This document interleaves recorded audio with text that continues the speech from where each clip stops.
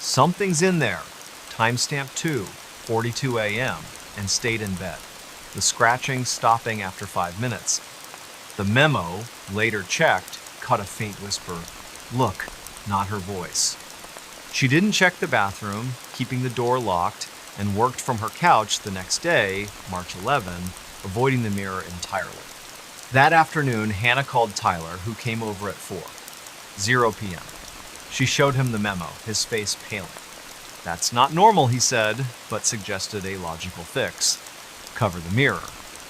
They hung a towel over it, securing it with duct tape, and tested the bathroom. No sounds, no fog. Tyler stayed for dinner, takeout from Chen's Garden, and left at 8:00 p.m. Hannah felt better, but at 11:15 p.m., the towel was on the floor, the mirror clear, though she hadn't touched it. She snapped a photo with her iPhone, time-stamped 11:17 p.m., and saw it. Her reflection, but with those black eyes, head tilted, smiling wider than her face could. She screamed, slammed the door, and called Rachel, who arrived at 11:30 p.m., calming her down. Rachel, practical, said, "Maybe it's the lighting. Let's check tomorrow."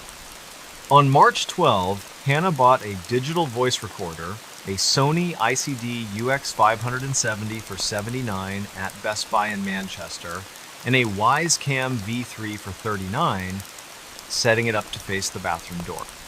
She hit record at 9:00 p.m., the apartment quiet, the mirror still uncovered, her nerves frayed.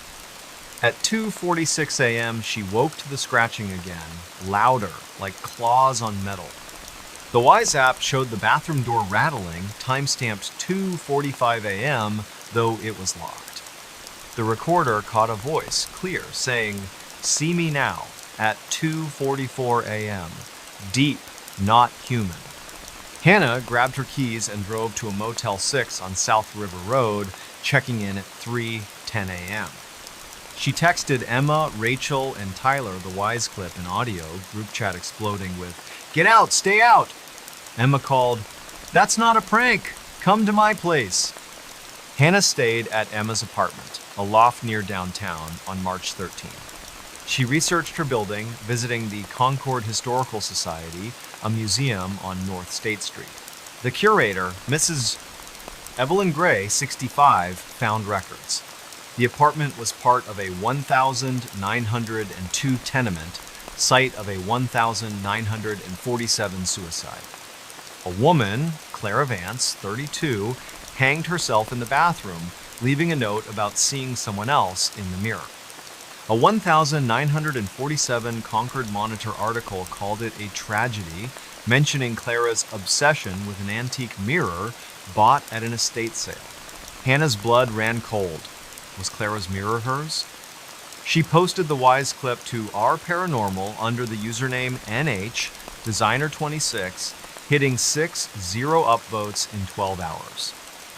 Users speculated about mirror entities, citing New England folklore of spirits trapped in glass. On March 14, Hannah contacted Granite State Paranormal, a Concord-based group.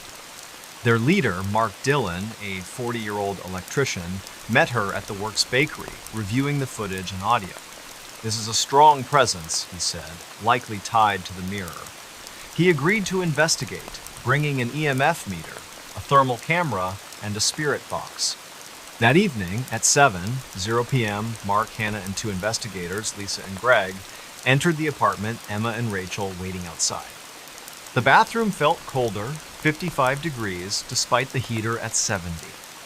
Mark's EMF meter spiked to 5.4 milligauss near the mirror, time-stamped 7:05 p.m., far above the normal 0.1. The thermal camera showed a cold spot, 10 degrees below the room, in front of the mirror, time-stamped 7:08 p.m. Mark used the spirit box, asking, "Clara, are you here?" It hissed, then said, "Not Clara, mine," at 7:10 p.m. Hannah's knees buckled.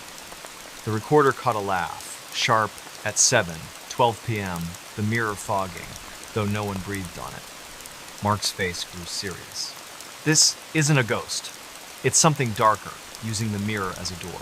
He advised removing it, but warned it might provoke the entity. At 7:30 p.m., Greg unscrewed the mirror, carefully wrapping it in a blanket, the EMF meter dropping to 0.2 milligauss. But as they carried it out, the Wise Cam caught a shadow, human-shaped, darting across the bathroom, time-stamped 7:34 p.m. Lisa's flashlight flickered, and the air turned heavy like syrup. They stored the mirror in Mark's van, locked, and he called a colleague, Sister Margaret Cole, a 58-year-old Catholic spiritualist from Manchester. Hannah crashed at Emma's again, the recorder catching nothing that night. On March 15, Sister Margaret arrived at 6:00 p.m., meeting Hannah and Mark at the apartment. She inspected the bathroom, now mirrorless, and sensed a lingering malice. She found a 1,947 photo of Clara in the Historical Society's archive, her eyes eerily like the reflections. Margaret believed the entity wasn't Clara, but something Clara had summoned, perhaps through occult dabbling. At 6:30 p.m., Margaret performed a cleansing, sprinkling holy water, burning frankincense, and reciting prayers, placing a blessed medallion where the mirror hung. The thermal camera showed no cold spots. Time-stamped 6:45 p.m., the spirit box, used one last time, was silent. Mark took the mirror to a church in Manchester, where it was destroyed in a blessed fire, per Margaret's advice, on March 16. Hannah returned to her apartment on March 17, the bathroom normal, the air light. She posted a final Reddit update with the Wise clip, recorder audio, and Clara's photo, hitting 9-0 upvotes. She moved to a new apartment in Manchester in April 2025, closer to work, avoiding mirrors at night. Concord's bustling again, the works packed with students, the Merrimack flowing calmly. Hannah keeps her Wise Cam off, but sometimes, in a store window, she catches a glimpse of something dark and looks away fast. Ancient relic woke, something dark. That's the harrowing truth Abigail Foster uncovered in the early winter of 2025 in a sleepy town called Taos, New Mexico, home to about 6-0 people, nestled in the Sangre de Cristo Mountains. Taos is known for its adobe architecture, art galleries, and a mystical vibe tied to its Native American and Spanish roots. Abigail, a 33-year-old antiques dealer who ran a shop called Desert Finds on Paseo del Pueblo Sur, had a knack for spotting treasures at estate sales. But on January 15, 2025, a strange artifact she brought home from a local auction unleashed something dark, something that turned her quiet life into a waking nightmare. Taos is a blend of old and new, with tourists flocking to the Taos Pueblo, a UNESCO site, and locals grabbing coffee at places like World Cup Cafe. Abigail's shop, a cozy space filled with vintage lamps, Navajo rugs, and dusty books, was her pride, built after years of hustling at flea markets. She lived above the shop in a loft apartment, with creaky floors and windows overlooking the snow-dusted plaza. Her routine was simple: open the shop at 10:00 a.m., chat with customers, and scour auctions for unique pieces. She wasn't superstitious, brushing off tales of cursed objects as marketing ploys. On January 14, she attended an auction at the Taos County Fairgrounds where a rancher's estate was being liquidated. Among the items was a small carved stone idol, about 6 inches tall, listed as pre-Columbian, origin unknown. Its surface was worn, etched with angular symbols, its face featureless except for deep, hollow eyes. Abigail won it for $120, drawn to its eerie beauty, planning to display it in her shop. She had no idea what she'd invited in. On January 15, Abigail brought the idol to her loft, setting it on a bookshelf next to a cactus and some paperbacks. That night at 8:00 p.m, she was sketching the idol for her shop's Instagram, her iPhone 14 propped up, recording a time-lapse for a reel, time-stamped 8:02 p.m. The loft was warm, 68 degrees, a space heater humming, snow falling outside. As she sketched, the air grew heavy, like a storm was brewing indoors.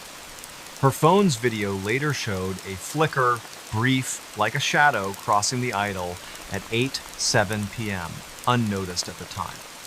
At 8:15 p.m., she heard a hum, low, like a tuning fork, coming from the bookshelf. She checked, finding the idol warm to the touch, though it had been cold minutes before. She snapped a photo, time-stamped 8:17 p.m., the idol's eyes seeming deeper, almost glowing. Uneasy, she moved it to a drawer, locking it, and went to bed, blaming her imagination. At 2:23 a.m., Abigail woke to a sound scratching, like stone on wood, from the living room. She grabbed her flashlight and phone, recording a voice memo. "Something's moving out there," time-stamped 2:24 a.m. The memo caught a whisper, faint, saying, "Take it back," not her voice. She crept out, finding the drawer open, the idol back on the bookshelf, upright, facing her. Her heart pounded. She locked it in a metal cash box, shoving it under her bed, and texted her friend Matteo, a 35-year-old potter who sold at her shop, at 2:30 a.m. "Weird stuff with this statue. Call me," Matteo replied. "Spooky. Talk tomorrow." Abigail didn't sleep, the hum lingering in her ears. On January 16, Abigail opened her shop, but kept the idol upstairs, too rattled to display it. She visited the Taos Public Library, a modern building near the plaza, and researched the idol. A 1,998 book, Artifacts of the Southwest, describes similar carvings found in Chaco Canyon, possibly linked to an ancient cult, though details were vague. A 2010 Taos News article mentioned a local collector, Juan Romero, who'd owned a cursed statue that brought bad luck before he vanished in 2012. Abigail's stomach churned. Was her idol connected? She bought a digital voice recorder, a Zoom H4n Pro for $149 at Best Buy in Santa Fe, 70 miles away, and a Blink mini camera for $29, setting it up to face the cash box in her loft. At 9:00 p.m., she hit record, the apartment quiet, the idol still locked away. At 2:47 a.m., she woke to the hum, louder, and a thud, like something falling. The Blink app showed the cash box open, the idol on the floor, time-stamped 2:46 a.m. The recorder caught a voice deep saying, "Keep me." At 2:45 a.m., Abigail grabbed her keys and drove to Mateo's house, a casita on Kit Carson Road, crashing there at 3:15 a.m. On January 17, Abigail and Mateo returned to her loft, finding the idol back on the bookshelf, though she'd left it on the floor. She showed him the Blink footage and audio, his face pale. "That's not right, Abby," he said, suggesting a priest. Abigail, not religious, hesitated but posted the idol's photo to our occult under the username NM-Antiques33, hitting 50 upvotes in 10 hours. A user, Desert Mystic, suggested a Taos Pueblo elder, citing the idol's possible native origin. Abigail emailed the Taos Pueblo Cultural Center, attaching the photo, and got a reply from Maria Vigil, a 60-year-old historian who agreed to meet. That day, Abigail noticed shadows in her peripheral vision, fleeting, human-shaped, vanishing when she turned. Her phone at 6:00 p.m. recorded a video of her loft, time-stamped, catching a shadow moving across the wall, though she was alone. On January 18, Maria met Abigail at her shop at 3:00 p.m. She examined the idol, now in a locked display case, and frowned. "This is old, maybe Anasazi, not meant for outsiders," she said.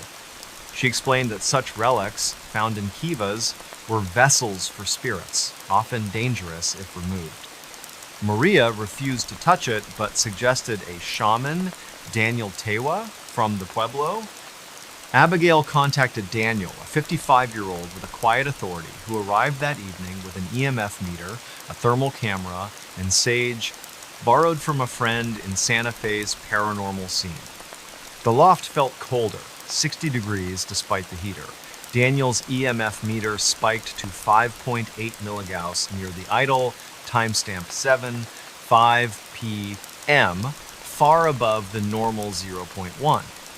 The thermal camera showed a cold spot, 15 degrees below the room, around the bookshelf, timestamped 7:08 p.m. At 7:12 p.m., the recorder caught a growl, low, not human, saying, "Mine forever." Abigail's knees shook. Daniel set up a spirit box, asking, "What are you?"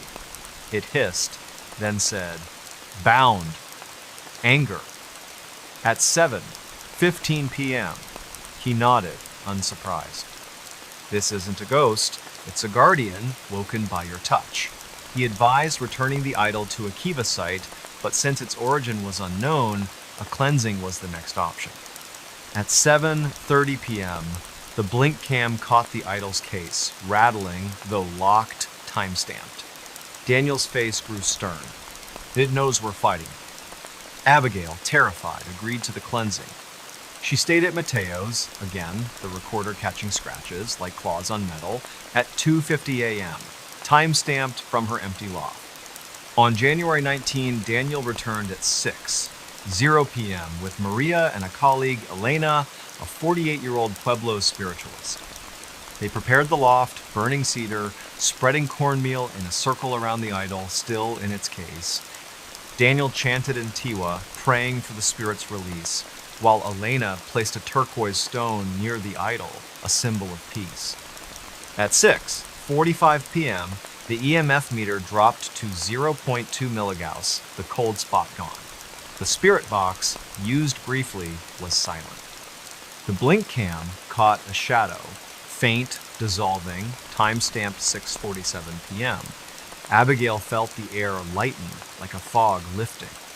Daniel wrapped the idol in a blanket, taking it to the Pueblo for safekeeping, to be buried in a sacred site not disclosed. Maria warned Abigail, "Respect the old things. They're not yours." Abigail returned to her loft on January 20, the shop bustling with tourists, the plaza bright with snow. She posted a final Reddit update with the blink clip, recorder audio, and idol's photo hitting 8-0 upvotes. She stopped buying unprovenanced artifacts, sticking to pottery and rugs. Taos is calm again, World Cup Cafe packed, the Pueblo welcoming visitors. Abigail keeps her recorder off, but she checks her drawers at night, half expecting those hollow eyes to stare back. Welcome to Midnight Mysteries, where haunting tales and dark secrets unfold under the cover of night. Close your eyes, breathe deep, and drift into eerie stories whispered in the silence of midnight. Perfect for lovers of horror, mystery, and sleep with a thrill. Cursed Doll moved at midnight. Cursed Doll moved at midnight. That's the story Emily Harper stumbled into in the fall of 2023 in a sleepy Ohio town called Millfield. It's the kind of place where everyone knows your name, where the Dollar General is the biggest store for miles, and where old houses creak with secrets nobody talks about. Emily, a 29-year-old freelance graphic designer, had just moved into a fixer-upper on Maple Street, a 2-story Victorian with peeling paint and a sagging porch. She got it cheap at an estate sale, a steal at 87.0 because the previous owner, Mrs. Evelyn Carver, had passed away at 93, leaving no heirs. The house came with furniture, dusty books, and one peculiar item: a porcelain doll, about 2 feet tall, dressed in a faded blue gown, with glass eyes that seemed to follow you. Emily found it in the attic, tucked in a wooden cradle, wrapped in a yellowed quilt. She thought it was creepy but charming, a relic of a bygone era. She named it Clara, after her grandmother, and set it on a shelf in her living room, next to a thrifted lamp and a stack of design magazines. That was her first mistake. Before we begin, tell me, where are you listening from and what time is it there? Millfield, Ohio isn't the kind of place you'd expect a horror story. It's got one stoplight, a diner called Judy's that serves pancakes 24/7, and a volunteer fire department that doubles as the town's social hub. The population hovers around 200, and the biggest news of 2023 was when a raccoon got stuck in the high school's vending machine. But Emily, who grew up in Columbus and craved the quiet, loved it. She'd spend her days sketching logos for clients, sipping coffee on her porch, waving at neighbors like old Mr. Thompson, who walked his beagle every morning at 7:15 sharp. At night, she'd binge true crime podcasts, her AirPods drowning out the house's groans as the wind swept through the Appalachian foothills. It was peaceful, mostly, until October 17, 2023. That night, Emily was working late, her laptop glowing in the dim living room. The clock read 11:47 p.m. when she heard it, a soft thud, like a book falling off a shelf. She froze, her fingers hovering over the keyboard. The house was old, sure, but this wasn't the usual creak of settling wood. She muted her podcast, some episode about a missing hiker, and listened. Silence. Then, another thud, sharper, from the direction of the living room shelf. Emily's heart picked up. She grabbed her phone, turned on the flashlight, and tiptoed across the hardwood floor, her socks muffling her steps. The beams swept over the couch, the coffee table, the shelf. Clara, the doll, was there, upright, her glass eyes glinting. But something was off. Emily could have sworn she'd left Clara facing the window toward the street. Now, the doll was angled toward her, as if watching her work. Emily laughed nervously, chalking it up to her imagination. She'd been listening to too many creepy stories, she told herself. She reached out, adjusted Clara to face the window again, and went back to her laptop. But as she sat down, she felt Ita prickle on the back of her neck, like someone was standing behind her. She spun around. Nothing. Just Clara on the shelf, the lamp casting long shadows across the room. Emily shook her head, saved her work, and went to bed, locking her bedroom door just in case. The next morning, October 18, Emily woke to her alarm at 7:00 a.m., the sun filtering through her curtains. She shuffled downstairs, brewed coffee, and glanced at the shelf. Clara was facing her again, not the window. Emily's stomach dropped. She hadn't touched the doll since last night. She checked the front door locked, the window sealed. She lived alone, no pets, no roommates. Her first thought was a prank, but who? She barely knew her neighbors, and the house had a new deadbolt installed by a locksmith from Athens, Ohio, just 15 miles away. She took a photo of Clara with her phone, time-stamped 7:12 a.m., and sent it to her best friend, Megan, who lived back in Columbus. "This is freaking me out," she texted. Megan replied, "That's creepy AF. Get rid of it." Emily considered it, but she wasn't ready to toss Clara just yet. Maybe it was a loose shelf, or maybe she was misremembering. She turned Clara toward the window again, this time propping a heavy bookend against her to keep her in place. That day, Emily tried to focus on work, but her eyes kept drifting to the shelf. By 3:00 p.m., the bookend was still there, Clara unmoved. She felt silly, even recording a short video on her phone, narrating, "See, nothing weird? Just a doll." She posted it to her Instagram story, mostly for Megan, who'd been texting her doll memes all day. But that night, things got worse. At 11:59 p.m., Emily was brushing her teeth when she heard a scrape, like wood dragging across wood. She spit out her toothpaste, grabbed her phone, and crept downstairs. The living room was dark, the lamp off. She flicked on her flashlight. The bookend was on the floor, 6 feet from the shelf. Clara was facing her, her porcelain hands slightly raised, as if she'd pushed the bookend off herself. Emily's breath caught. She snapped a photo, timestamp 1 a.m., October 19, 2023, and backed away, her heart pounding. Emily didn't sleep that night. She sat on her couch, phone in hand, Googling Haunted Dolls, Ohio. She found stories about Annabelle, the famous possessed doll in Connecticut, and a local legend about a cursed toy in Chillicothe, 40 miles south. At 2:14 a.m., she called Megan, who answered groggily. "Em? It's the middle of the night," Megan said. Emily whispered, "It moved again, I swear." Megan, now awake, told her to leave the house, but Emily didn't want to run. She'd sunk her savings into this place. Instead, she decided to document everything, like a true crime host would. She set up her old GoPro camera, bought in 2021 for a trip she never took, to record the shelf overnight. She hit record at 3:07 a.m., the red light blinking, and went to bed, locking her door. On October 19, Emily woke at 8:00 a.m., her eyes gritty from lack of sleep. She checked the GoPro footage. At first, it was just the shelf, Clara motionless, the bookend still on the floor. But at 12:03 a.m., something happened. The footage showed Clara's head turning slowly toward the camera. No hands, no strings, just the doll moving on its own. Then, at 12:04 a.m., her arms twitched and the camera shook as if something had bumped it. Emily replayed it 5 times, her hands trembling. She uploaded the clip to her laptop, backed it up on a USB drive, and emailed it to Megan with the subject line, "I'm not crazy." Megan called immediately. "That's not normal, Em. Call someone. A priest, a psychic, anyone." Emily didn't know any psychics, but she remembered Mr. Thompson, her neighbor, who'd lived in Millfield for 60 years. At 9:30 a.m., she knocked on his door, the GoPro footage on her phone. Mr. Thompson, a wiry man with a flannel shirt and a coffee mug, invited her in.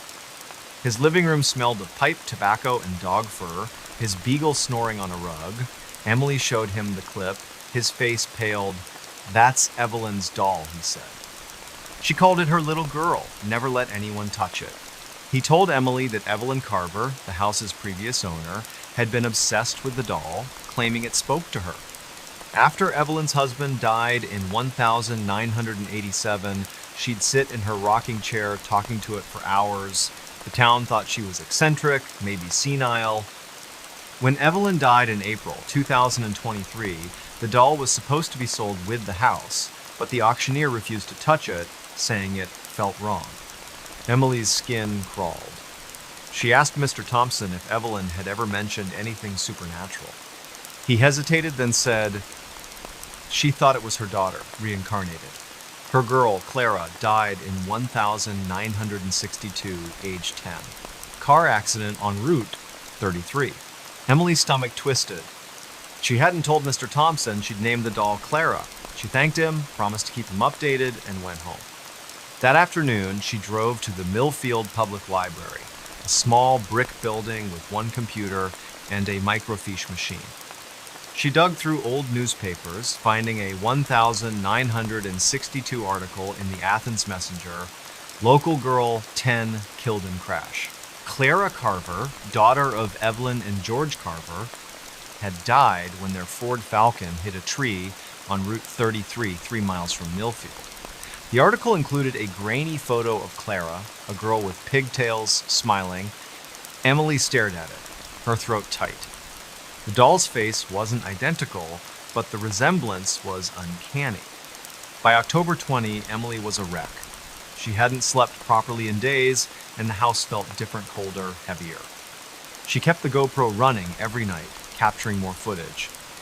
On October 19, at 12:02 a.m., Clara's eyes seemed to blink.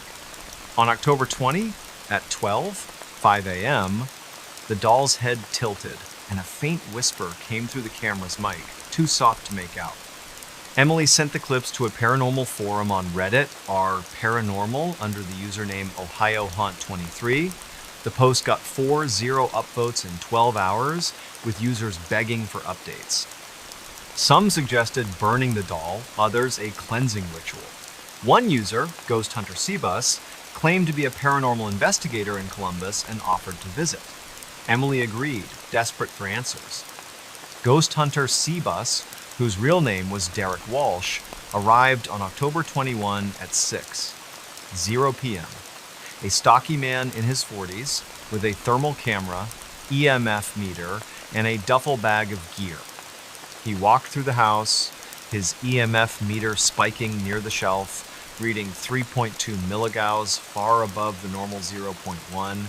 "Something's here," Derek said, his voice calm but firm. He set up motion sensors around Clara and a voice recorder to capture EVP's electronic voice phenomena. At 10:00 p.m., they sat in the living room, lights off, the air thick with tension. Derek asked questions aloud. "Who are you? Why are you here?"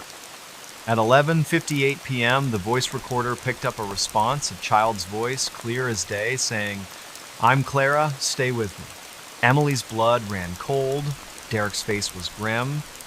He'd heard EVPs before, but never this distinct. At midnight, the motion sensors went off. The GoPro, still recording, caught Clara's arms moving, lifting an inch, then dropping. Derek's thermal camera showed a cold spot, 10 degrees lower than the room, hovering over the doll. He told Emily the doll was a vessel, likely tied to Clara Carver's spirit, or something mimicking it. "It's not safe," he said. "You need to remove it." Emily nodded, but she was torn. She felt sorry for Clara, the girl, not the doll. What if the spirit was trapped, not evil? Derek stayed until 2:00 a.m., collecting more data, then left, promising to analyze the EVPs and return with a medium. On October 22, Emily tried to live normally, working on a logo for a client, a craft brewery in Cincinnati. But at noon, she heard a giggle from the living room.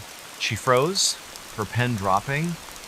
The giggle came again, high-pitched, like a child's.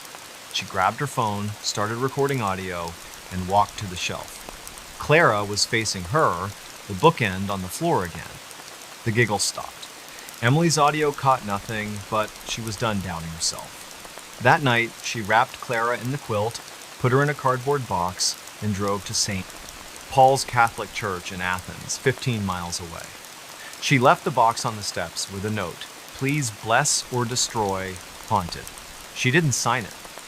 Emily expected relief, but the house felt worse. On October 23, at 12:03 a.m., her GoPro, still aimed at the empty shelf, recorded footsteps, small and deliberate, like a child's. The next night, her bedroom door, always locked, creaked open at 12:01 a.m. She called Derek, who returned on October 25 with a medium Lisa Marino, a 50-year-old woman with kind eyes and a rosary.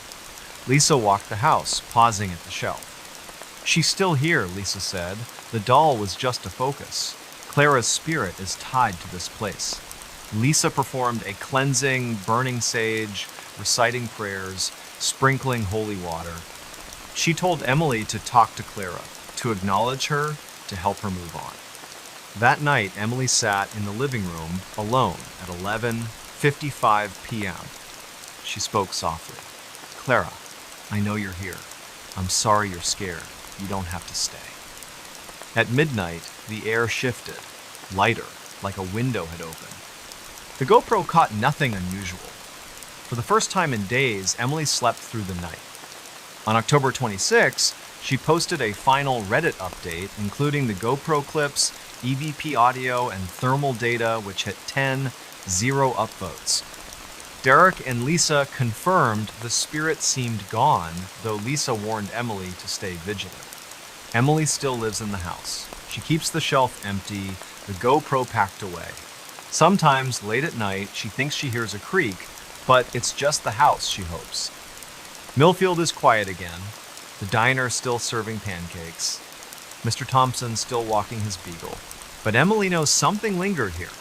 Something that moved at midnight, and she'll never forget it. Ghostly whispers haunted my dreams.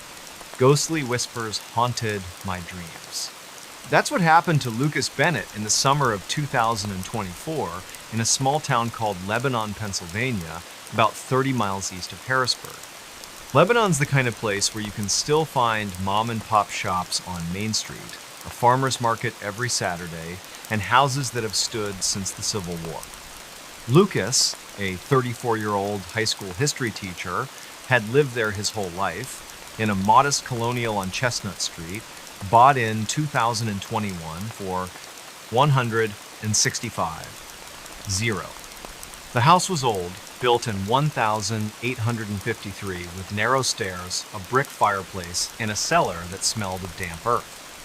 Lucas loved its character, the way the floorboards groaned underfoot, the way the windows rattled in a storm. He lived alone, no pets, no partner, just him and his bookshelves packed with biographies and old maps.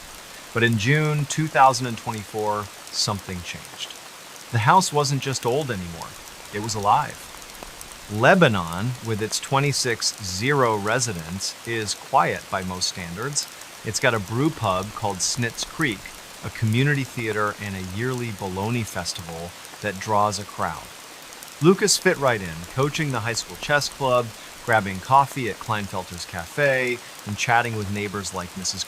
Dolores Rivera, a retired nurse who'd wave from her porch every evening. He was practical, not the type to believe in ghosts. He'd roll his eyes at his students' stories about haunted cornfields or the lady in white who supposedly wandered Lebanon's cemetery. But on June 12, 2024, Lucas started to question everything. That night, he went to bed at 10:30 p.m., his usual routine. He'd been grading essays on the American Revolution, his desk lamp casting shadows across his cluttered study. Exhausted, he fell asleep quickly, the hum of a box fan drowning out the summer crickets. Around 2:00 a.m., he woke, heart racing, his sheets damp with sweat. He'd had a dream, vivid and wrong. In it, he was standing in his cellar, the air thick and cold, a woman's voice whispering his name, "Lucas, Lucas," over and over. Her voice was soft, almost pleading, but it came from nowhere and everywhere. He couldn't see her, just darkness and the cellar's stone walls. He woke gasping, the whisper still echoing in his head. He checked his phone. 2:03 a.m. He tried to shake it off, blaming stress, maybe the Thai takeout from golden chopsticks he'd had for dinner. But the feeling lingered, like someone was watching him from the corner of his room. Lucas didn't sleep much after that. He got up, turned on every light, and made tea, chamomile, hoping it'd calm him.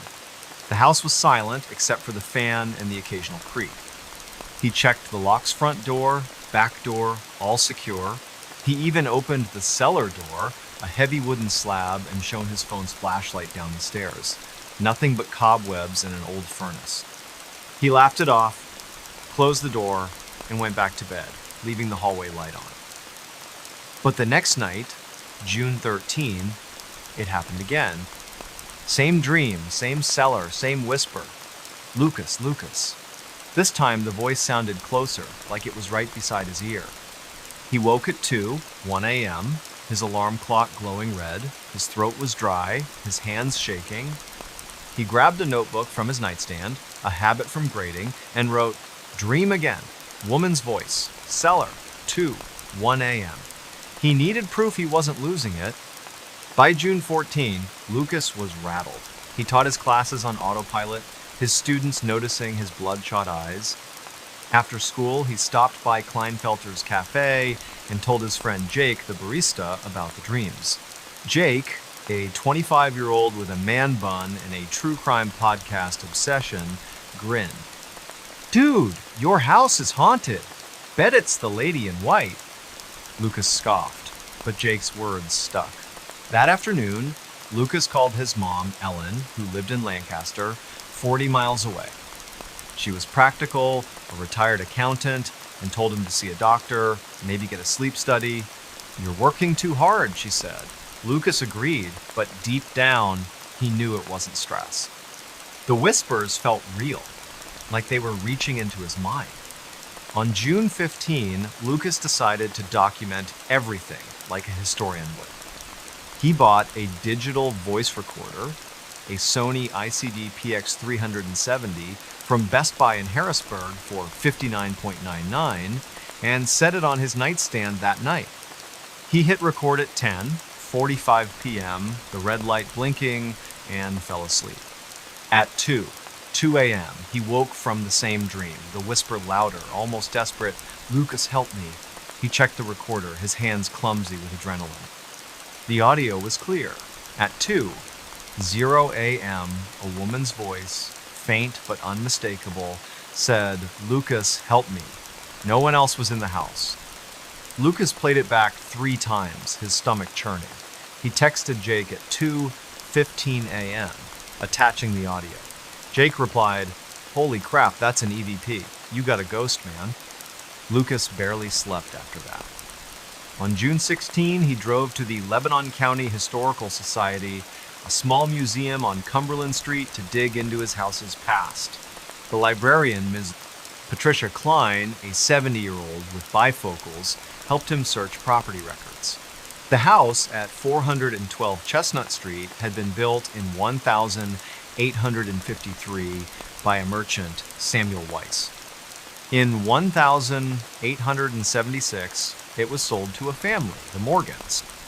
Patricia found a newspaper clipping from the Lebanon Daily News, dated August 3, 1878, tragedy at Morgan residence.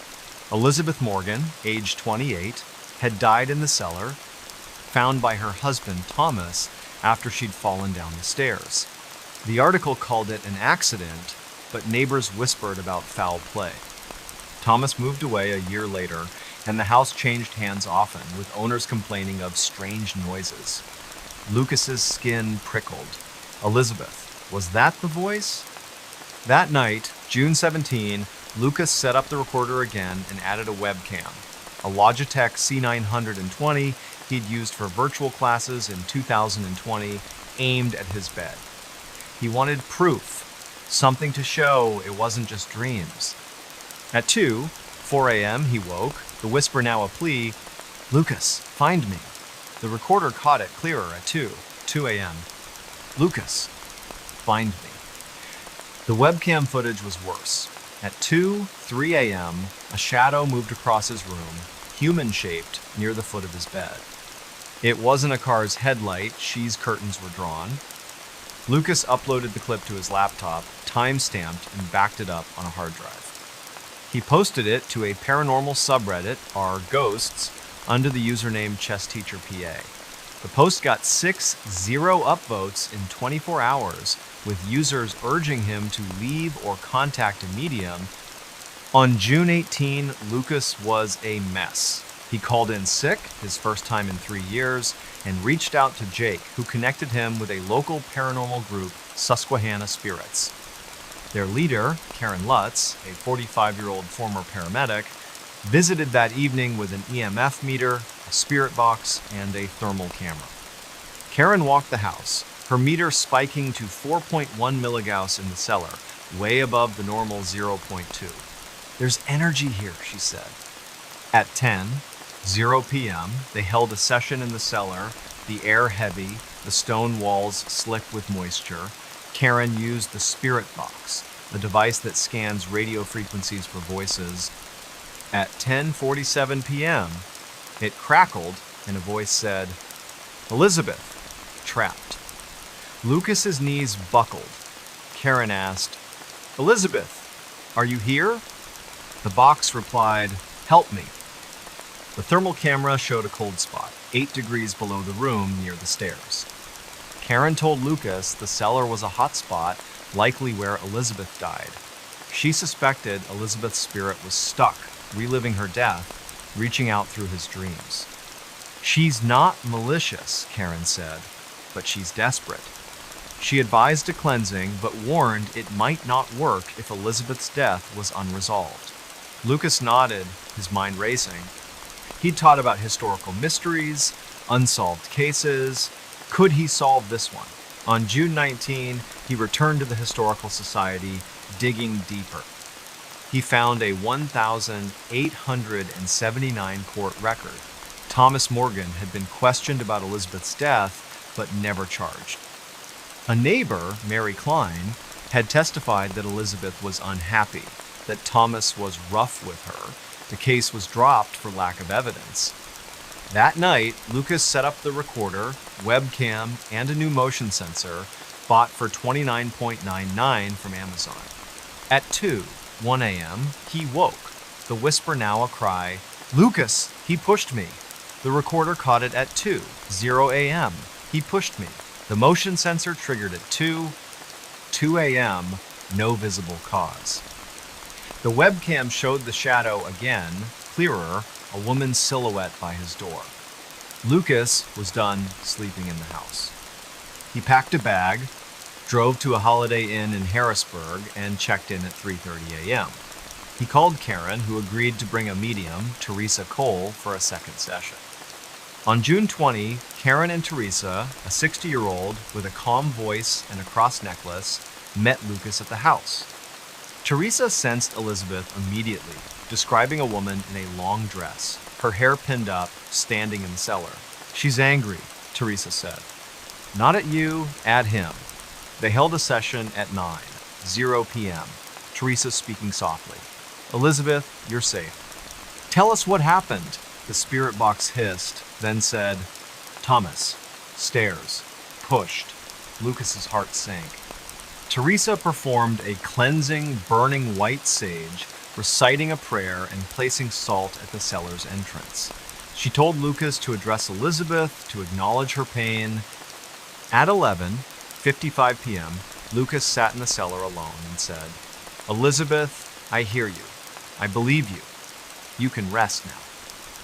At midnight, the air lightened, the cellar less oppressive. The webcam, still running, caught no shadows. On June 21, Lucas slept in his bed, no dreams, no whispers. He posted a final Reddit update, including the EVP audio, webcam clips, and thermal data, hitting 12:00 upvotes. Karen and Teresa confirmed the energy had shifted, though Teresa warned spirits can linger. Lucas kept teaching, kept coaching chess, but he never opened the cellar door again. He hung a cross above it just in case. Lebanon went back to normal, the Bologna Festival planning for 2025, Mrs. Rivera still waving from her porch. But Lucas knows Elizabeth was there, her whispers in his dreams, and he'll never unhear them. Abandoned Asylum's terrifying secret uncovered. Abandoned Asylum hid a terrifying secret. That's what Ryan Mitchell discovered in the spring of 2025 in a forgotten corner of West Virginia called Point Pleasant, a town of about 40 people nestled along the Ohio River. Point Pleasant is best known for the Mothman legend, a winged creature tied to a 1967 bridge collapse, but Ryan's story has nothing to do with that. It's about the old Blackwell Asylum, a sprawling, decaying complex on the outskirts of town, shuttered since 1983. Ryan, a 27-year-old mechanic who fixed trucks at a local garage, wasn't looking for trouble. He was just curious, the kind of guy who'd watch Urbex videos on YouTube and dream of exploring. But on March 22, 2025, his curiosity led him to a place no one should have gone, and he uncovered something that still keeps him awake at night. Point Pleasant is a quiet town, with a Dollar Tree, a diner called the Coffee Grinder, and a riverfront park where folks fish for catfish. The Blackwell Asylum, though, is a blight on the landscape, a mile from the nearest road, hidden by overgrown pines and rusted no trespassing signs. Built in 1890 as the Blackwell Lunatic Asylum, it housed thousands over the years patients, with mental illnesses, criminals, and anyone society deemed unfit. By the 1970s, reports of abuse, experimental treatments, and mysterious deaths had piled up, and the state closed it after a 1982 expose in the Charleston Gazette. Ryan knew the stories, whispered at the garage or over beers at Tudor's Biscuit World.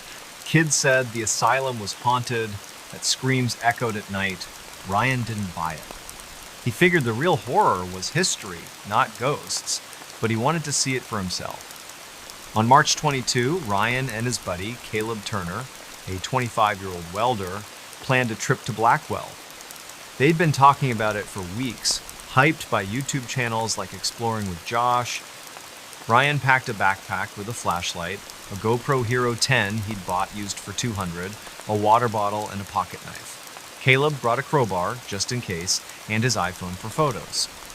They drove Ryan's 2018 Ford F-150 to a dirt road near the asylum, parking at 3:00 p.m. under a gray sky. The air was chilly, about 45 degrees, with a breeze rustling the pines. They hopped a sagging chain-link fence, the GoPro strapped to Ryan's chest, recording. The asylum loomed ahead, a red brick monolith with broken windows, ivy choking the walls, and a collapsed chimney. It looked like a place time forgot, and Ryan felt a thrill, not fear. That was his first mistake. They entered through a side door, the lock long broken, and stepped into a hallway littered with debris-spilling paint, shattered tiles, and rusted gurneys. The air smelled of mold and something sharper, like old medicine. Ryan's GoPro caught it all. The graffiti-covered walls, the flickering light from their flashlights, Caleb's nervous laugh. They explored the first floor, finding an old cafeteria with overturned tables, a nurse's station with scattered files, and a therapy room with a cracked electroshock machine. Ryan narrated for the camera, "This is creepy, but kinda cool." At 3:47 p.m., they reached a stairwell to the basement marked Ward C restricted in faded paint. Caleb hesitated, but Ryan, adrenaline pumping, said, "Come on, man, this is the good stuff." They descended, the stairs creaking, the air growing colder, heavier. The basement was different. The walls were concrete, stained with water, and the corridors narrower, like a maze. Their flashlights cast long shadows, and the GoPro's audio picked up a faint drip, drip, drip. They found locked doors, some with small barred windows, and rooms filled with junk syringes, broken chairs, a straitjacket hanging on a hook. Ryan's excitement faded. "This feels wrong," he whispered. Caleb nodded, gripping the crowbar. At 4:12 p.m., they reached a door labeled Observation Room 3. It was ajar, unlike the others. Ryan pushed it open, the hinges screaming. Inside was a small room, maybe 10 by 10 feet, with a rusted metal table bolted to the floor, restraints dangling from the sides. On the table was a leather-bound ledger, its pages yellowed but intact. Ryan picked it up, his hands steady despite the chill in his bones. The ledger was a patient log, dated 1953 to 1955, from a Dr. Harold Vance, chief psychiatrist. It listed names, diagnoses, and treatments. Most were routine sedatives, therapy, but the last entry, dated June 17, 1955, was different. It described patient 47, a woman named Margaret Lowe, age 32, admitted for hysteria. The note read, "Subject resistant to standard protocols. Initiated procedure 12. Results inconclusive. Subject terminated." Ryan's stomach twisted. Terminated? He flipped the page, finding a sketch. A woman strapped to a table, wires attached to her head, a machine labeled Project Echelon. Caleb, looking over his shoulder, said, "Dude, this is bad. We should go." But Ryan couldn't stop. He slipped the ledger into his backpack, the GoPro still rolling, time-stamped 4:19 p.m. That's when they heard it. A low moan, like someone in pain, coming from deeper in the basement. Ryan froze, his flashlight shaking. Caleb whispered, "That's not the wind." The GoPro's audio caught it, faint but clear, at 4:21 p.m. They backed out of the room, their footsteps loud in the silence. The moan came again, closer, followed by a scrape like metal on concrete. Ryan's mind raced, maybe a squatter, an animal? But the asylum had been empty for decades, patrolled occasionally by county deputies. They turned a corner, and their flashlights hit something. A figure, humanoid, at the end of the hall, maybe 50 feet away. It was tall, thin, its head tilted unnaturally. The GoPro caught a glimpse before Ryan swung the camera away, his breath ragged. Caleb grabbed his arm. "Run now!" They bolted, the moan turning into a wail behind them. They reached the stairs, scrambling up, the GoPro bouncing, recording chaos. At the first floor, they didn't stop, sprinting through the hallway, out the side door, and over the fence. They didn't look back until they were in the truck. Doors locked at 4:37 p.m. Ryan's hands shook as he stopped the GoPro. Caleb was pale, muttering, "What was that?" Ryan didn't answer. He drove straight to his apartment on Walnut Street, a one-bedroom above a laundromat. There, they watched the footage. The figure in the hall was blurry but real, its eyes reflective, like an animal's, but its body too human. The ledger was real, too, its ink smudged but legible. Ryan uploaded the footage to his laptop, time-stamped, and backed it up on a flash drive. He texted his sister Lauren, a nurse in Huntington, 60 miles away, with a clip. "This is insane," she replied. "Don't go back." But Ryan couldn't let it go. On March 23, he drove to the Point Pleasant Library, a small building with free Wi-Fi and a local history section. He searched for Blackwell Asylum records, finding a 1982 Gazette article, "Asylum Closed Amid Scandal." It mentioned Dr. quote, Vance, accused of unethical experiments in the 1950s, including Project Echelon, a rumored CIA-funded study on mind control. No charges were filed. Vance died in 1960. Ryan found a 1955 obituary for Margaret Lowe, listed as deceased at Blackwell Asylum, cause unknown. Her photo showed a woman with dark hair, her eyes hauntingly familiar. Ryan's skin crawled. Was she the figure? He posted the ledger's last page to a Reddit forum, r Urban Exploration, under the username WVNEC88. The post hit 0 upvotes in 18 hours, with users speculating about ghosts, government cover-ups, or worse. On March 24, Ryan and Caleb agreed to return, but not alone. They contacted Appalachian Paranormal, a group based in Charleston. The leader, Emma Dorsey, a 38-year-old former cop, arrived on March 25 with 2 investigators, Mark and Jenna, bringing EMF meters, a FLIR thermal camera, and a spirit box. They met at 6:00 p.m., the sky orange with dusk. Emma reviewed Ryan's footage, her face grim. "Something's active here," she said. They entered the asylum, the air colder now, 38 degrees. In the basement, Emma's EMF meter spiked to 5.3 milligauss near observation room 3, far above the normal 0.1. At 7:14 p.m., the spirit box crackled, spitting out, "Margaret, help!" Ryan's knees weakened. The FLIR showed a cold spot, 12 degrees below the room, shaped like a person by the table. Emma led a session asking, "Margaret Lowe, are you here?" The spirit box replied, "Trapped, Vance." At 7:32 p.m., the moan returned, loud, from the hall. Jenna's flashlight caught Movementa's shadow, tall, darting past a doorway. The GoPro, now on Mark's chest, recorded it, time-stamped 7:33 p.m. Emma stayed calm, but her voice was tight. "We're not alone." They moved to leave, but the basement door, which they'd propped open, was shut. Caleb pried it with the crowbar, his hands shaking. The wail came again, closer, as they reached the stairs. At the first floor, they ran, exiting at 7:49 p.m., the asylum silent behind them. Back at Ryan's apartment, Emma analyzed the data. The EMF spikes, thermal anomaly, and spirit box responses suggested a residual entity, likely Margaret, tied to her death. Project Echelon was real, Emma said, citing declassified CIA files from the 1970s. They tested on patients like her. She didn't just die. She was broken. Emma advised Ryan to stay away and offered to contact a medium.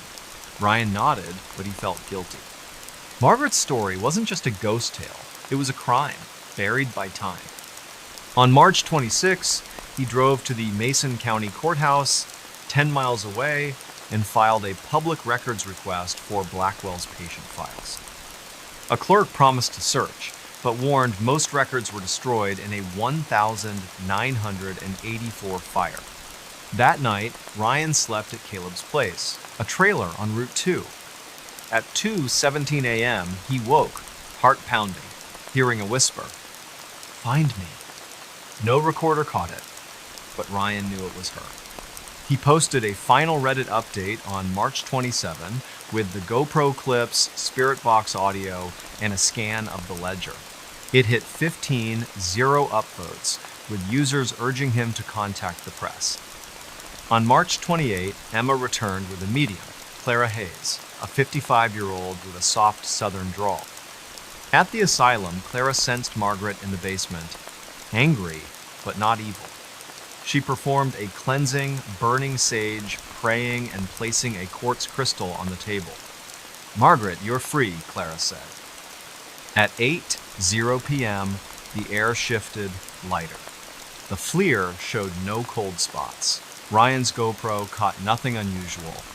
Ryan hasn't returned to Blackwell. He still works at the garage, still grabs coffee at the coffee grinder, but he keeps the ledger locked in a safe. The courthouse found no records, but a local reporter, tipped off by Reddit, is digging into Project Echelon. Point Pleasant talks about Ryan's footage now, a new legend to rival Mothman. Sometimes Ryan dreams of the asylum, the table, the moan. He wonders if Margaret found peace or if something else lingers waiting. "I explored a haunted tunnel. I explored a tunnel, found horror." That's what happened to Ethan Caldwell in the winter of 2025 in a rural stretch of Tennessee called Copperhill, a town of barely 300 souls tucked in the Blue Ridge Mountains near the Georgia border. Copperhill's a place where the past clings tight, with old copper mines scarring the hills and stories of ghosts whispered at the local gas station. Ethan, a 24-year-old part-time bartender at the Copper Kettle, wasn't chasing ghosts. He was bored, stuck in a dead-end job, scrolling YouTube for adventure. But on February 8, 2025, he stumbled into the kind of story that changes you deep in an abandoned mine tunnel called Old Number 7. What he found there wasn't just creepy, it was evil. Copperhill's small, the kind of town where you know every face at the post office, and the biggest event is the annual Polk County Fair. The mines, though, are its shadow. They boomed in the 1800s, pulling copper from the earth, but by the 1980s they'd shut down, leaving tunnels like Number 7 to rot. Number 7 was infamous, a mile-long shaft off Ducktown Road, sealed with a rusted grate but accessible if you knew where to pry. Locals avoided it, saying miners died there in a 1,903 collapse, their bodies never recovered. Ethan heard the tales at the bar, from old-timers nursing Coors Light, but he shrugged them off. Ghosts were for kids, he thought. On February 8, after a slow shift, he decided to check it out, spurred by a Reddit thread on r abandoned places about Tennessee's haunted mines. Ethan didn't go alone. He roped in his cousin, Mia Torres, a 22-year-old cashier at Food City in McKaysville, 5 miles away. Mia was skeptical but game, always up for a dare. They met at Ethan's trailer at 2:00 p.m., the sky heavy with snow clouds.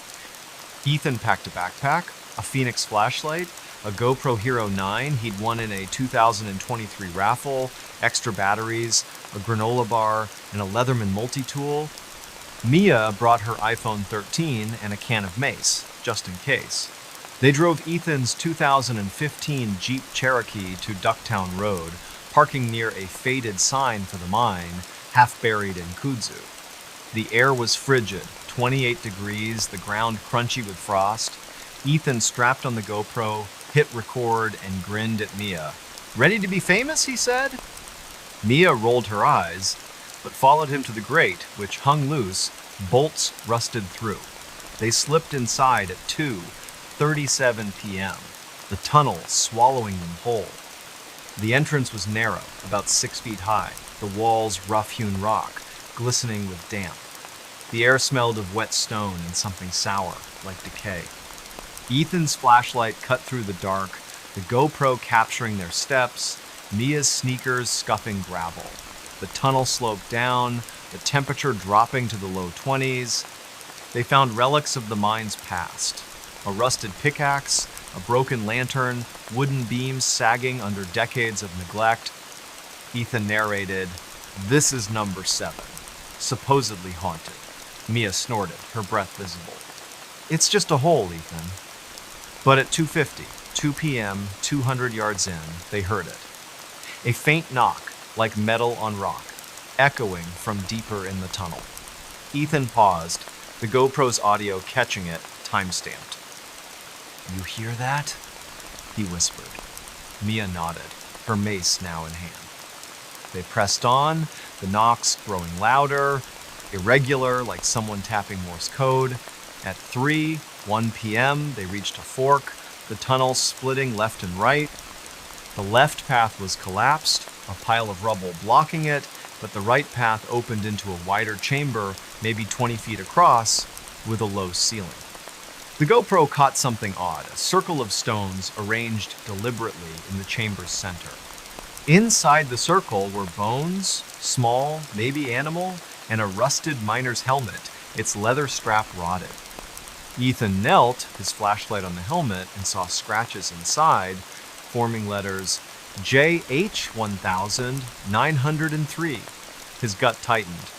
"This is messed up," he said. Mia, filming on her iPhone, agreed. "Let's go back." But the knocks came again, closer, from the tunnel's right path beyond the chamber. Ethan, curiosity outweighing fear, said, 5 more minutes. That was his mistake. They followed the right path, the tunnel narrowing, the ceiling brushing Ethan's hair. At 3:14 p.m., the GoPro's light flickered, though the batteries were fresh. The knocks stopped, replaced by a low hum like a distant machine. Ethan's flashlight caught something ahead, a wooden door, half-rotted, set into the rock. It wasn't on any mine map he'd seen online. The door had no lock, just a crude handle and carving symbols, maybe runes, etched deep. Ethan pushed it, the wood groaning, and it opened to a small room, maybe 8 by 8 feet. Inside was a stone slab, like an altar, stained dark, with chains bolted to the corners. On the slab lay a single object, a miner's pickaxe, its handle cracked, the blade crusted with something brown. The GoPro recorded it, time-stamped 3:18 p.m. Mia whispered, "This isn't right, Ethan. Let's go now." Before they could move, the hum became a voice, guttural, unintelligible, coming from the walls. Ethan swung his flashlight, the beam catching Movemento shadow, tall, hunched, darting across the room's far wall.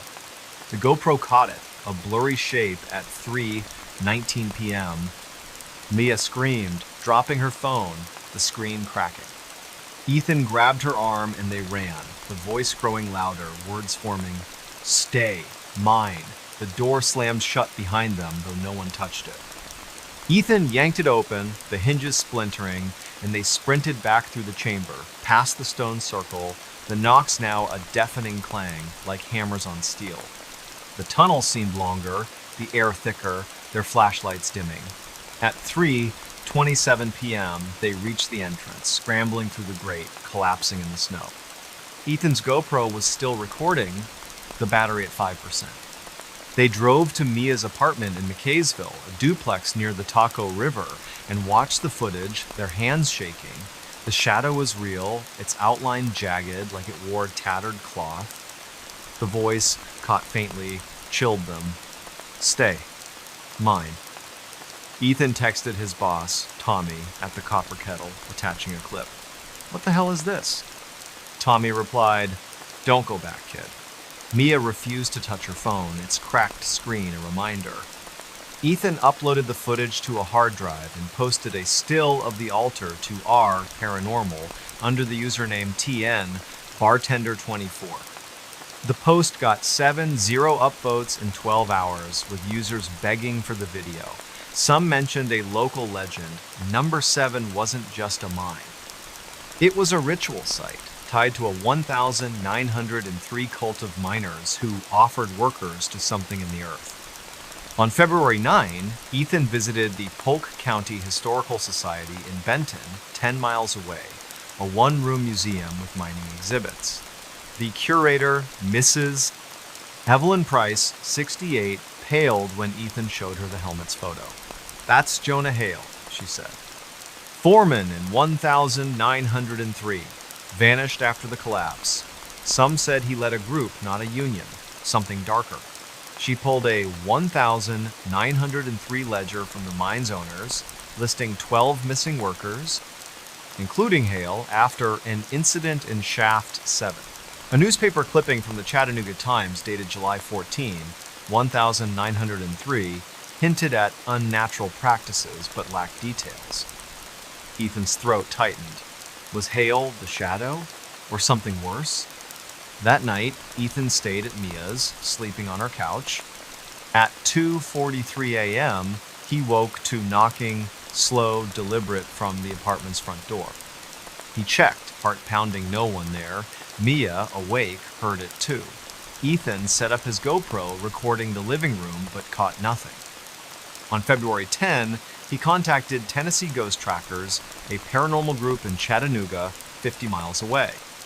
Their lead investigator, Derek Vance, a 42-year-old electrician, met Ethan and Mia at the Copper Kettle on February 11, reviewing their footage. "That's not human," Derek said of the shadow. He agreed to investigate number 7, bringing an EMF meter, a thermal camera, and a spirit box. On February 12, at 5:00 p.m., Derek, Ethan, and 2 team members, Lisa and Greg, entered the tunnel, Mia staying behind, too shaken. The air was 25 degrees, the ground icy. Derek's EMF meter spiked to 4.8 milligauss near the altar room, far above the normal 0.1. At 5:32 p.m., the spirit box hissed, spitting out, "Jonah! Blood!" Ethan's stomach dropped. The thermal camera showed a heat signature, human-shaped, by the altar, though no one stood there, time-stamped 5:34 p.m. Derek asked, "Jonah Hale, what do you want?" The spirit box replied, "Mine, forever." A clang echoed, like the pickaxe falling, though it hadn't moved. Lisa's flashlight died, despite new batteries. At 5:41 p.m., the shadow appeared, closer in the doorway, the GoPro catching its reflective eyes. Derek shouted, "Go!" They ran, the voice roaring, "Stay!" They reached the entrance at 5:49 p.m., breathless, the tunnel silent. At Derek's office, a converted garage, they analyzed the data. The EMF spikes, thermal anomaly, and spirit box responses pointed to a malevolent entity, possibly Hale, bound to the tunnel by whatever happened in 1903. "This isn't a ghost," Derek said. "It's something darker, tied to that altar." He cited a 1970s book, Tennessee's Hidden Histories, mentioning number 7 as a sacrificial site for a cult worshipping a mountain spirit. Derek urged Ethan to stay away and offered to bring a medium. Ethan agreed, guilt gnawing at him. He'd disturbed something, and it followed him. On February 13, Ethan and Mia moved to a motel in Blue Ridge, Georgia, 15 miles away, splitting the $80 a night cost. At 2:47 a.m., the knocking returned, now on the motel window. Ethan recorded it on his phone, catching 3 distinct taps, time-stamped. He posted a final Reddit update on February 14 with the GoPro clips, spirit box audio, and the helmet photo hitting 10-0 upvotes. On February 15, Derek returned to number 7 with a medium, Sister Mary Ellison, a 60-year-old former nun. She sensed a presence, not human, in the altar room. At 6:00 p.m., she performed a cleansing, sprinkling holy water, reciting psalms, and placing a silver cross on the slab. "Leave this place," she commanded. The air warmed, the thermal camera clear. Ethan's GoPro, set up outside, caught no knocks. Ethan and Mia went back to Copperhill, but Ethan quit the bar, taking a job at a hardware store in Blue Ridge. He keeps the GoPro footage locked in a safe, the helmet photo deleted from his phone. Copperhill's quiet again, the fair planning for summer, but number 7's grate is now welded shut, a county order after Ethan's Reddit post. Sometimes Ethan hears a tap at night, faint, like a distant pickaxe. He prays it's just the wind, but he knows better. Demon lurked in my basement. Demon lurked in my basement shadows. That's the nightmare Olivia Grant faced in the early spring of 2025 in a quiet suburb of Grand Rapids, Michigan, called Kentwood, home to about 0 people. Kentwood's the kind of place where kids bike to Dairy Queen, neighbors mow each other's lawns, and the biggest drama is a delayed road repair on 44th Street.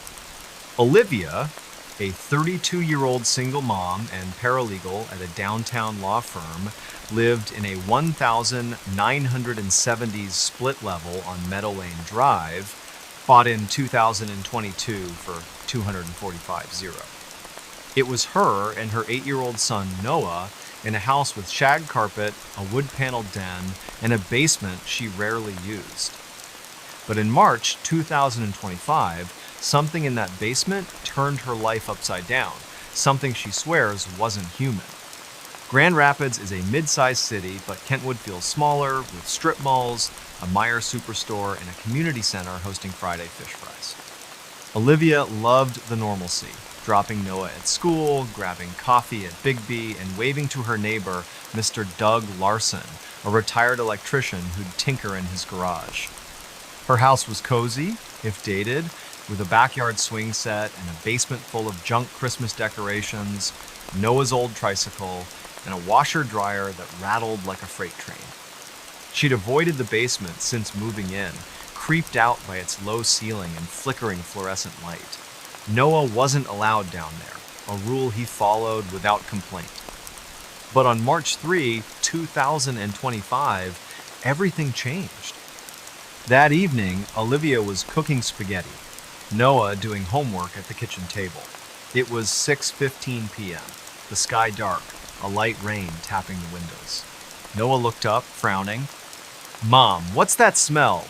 Olivia sniffed, catching a whiff of something foul, like sulfur or rotten eggs, coming from the basement door, a flimsy plywood slab off the kitchen. She figured it was a plumbing issue, maybe a backed-up drain. She grabbed a flashlight, her iPhone 12, and opened the door, the smell hitting her like a wall.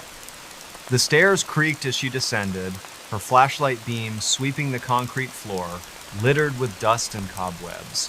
The washer-dryer was silent, the light off.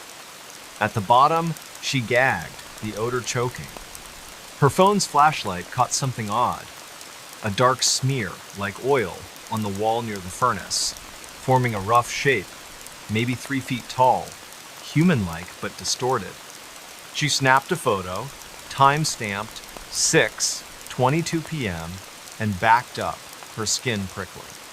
That's when she heard it, a low growl, not animal, not mechanical, coming from the corner where the smear was.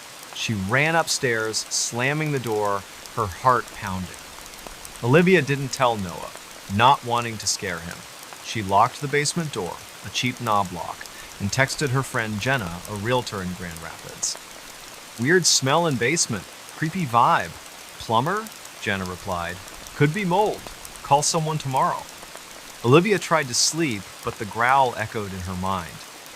At 2:47 a.m., she woke to a thud, like something heavy falling downstairs. She checked her phone's security app, linked to a Blink camera in the living room. The feed was normal, but the basement door was ajar, though she'd locked it. She grabbed a baseball bat from Noah's room, crept to the kitchen, and shut the door, sliding a chair under the knob. Nothing else happened, but she didn't sleep. Her phone opened to 911. On March 4, Olivia called a plumber, Mike's Plumbing, from Kentwood. Mike, a burly guy in his 50s, arrived at 10:00 a.m., checked the basement, and found no leaks or sewer issues. "That smell's not normal," he said, eyeing the smear, now fainter. "Might be a dead animal in the walls." He suggested an exterminator and left, refusing to charge her. Olivia took another photo of the smear, time-stamped 10:32 a.m., noting it looked less distinct, like it was fading. She worked from home that day, keeping Noah upstairs, but the house felt wrong, the air heavy, like a storm was coming.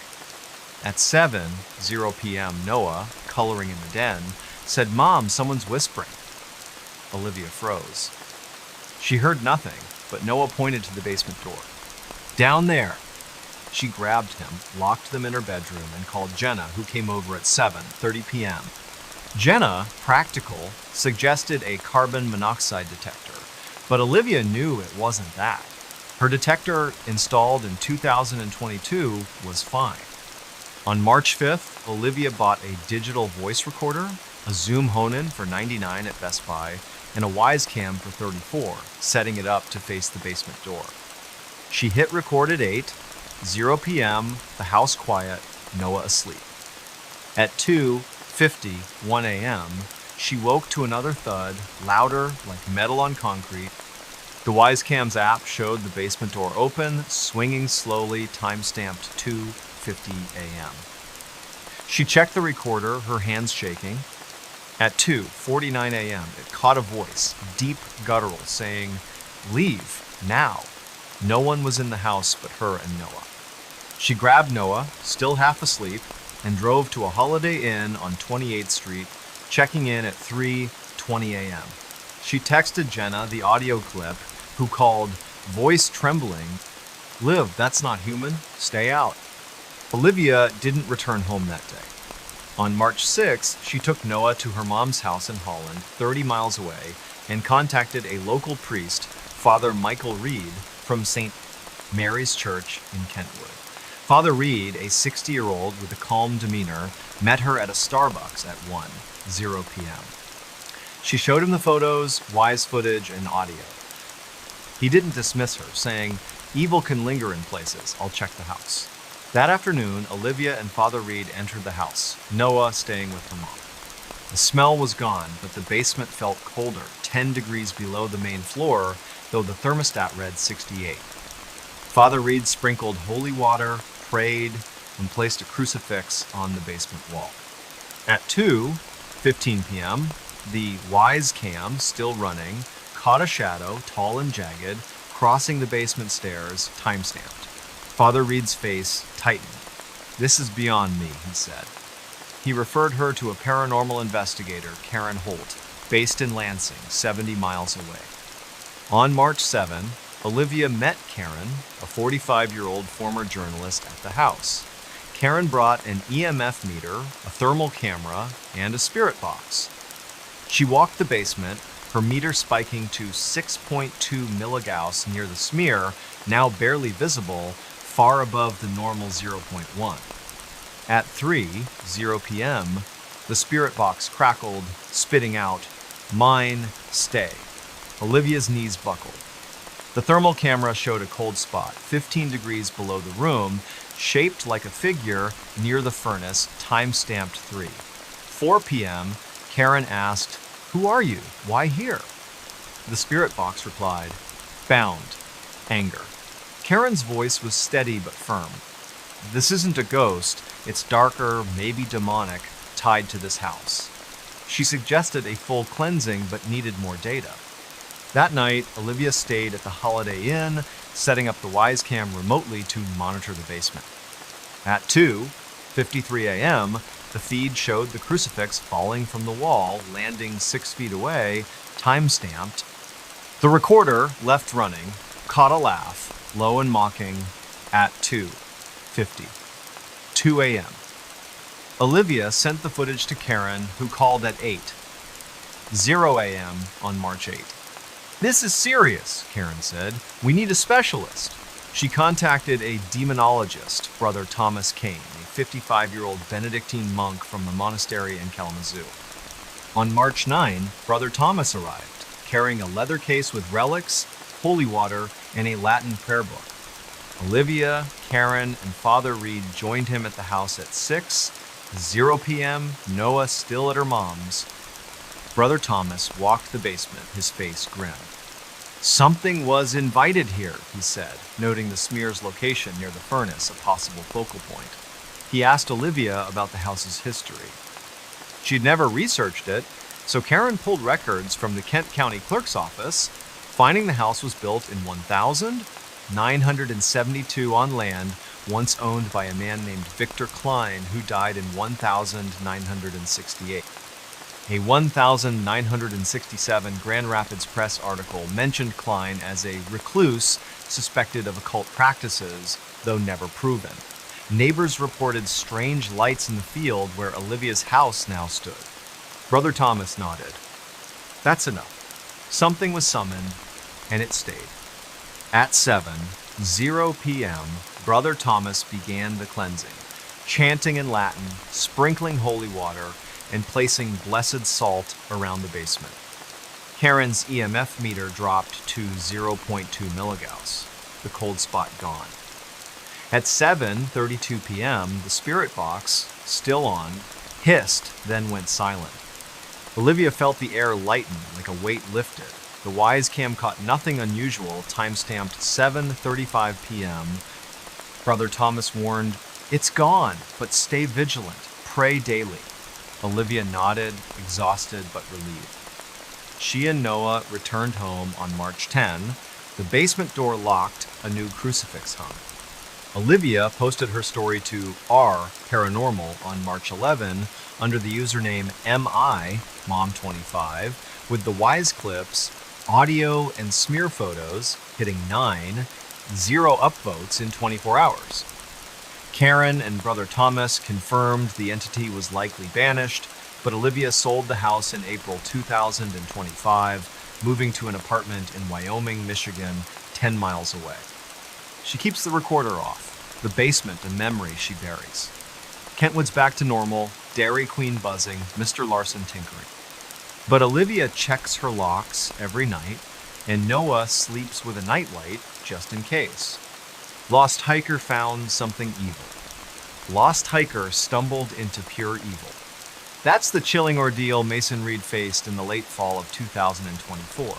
Deep in the wilderness of Montana's Bitterroot National Forest, a rugged expanse of 1.6 million acres near the Idaho border. The Bitterroot's a place of towering pines, jagged peaks, and trails that wind through valleys where cell service is a myth. Mason, a 30-year-old software developer from Missoula, 40 miles north, wasn't new to hiking. He'd tackled trails across the Rockies, logging 50 miles a month on his Garmin watch.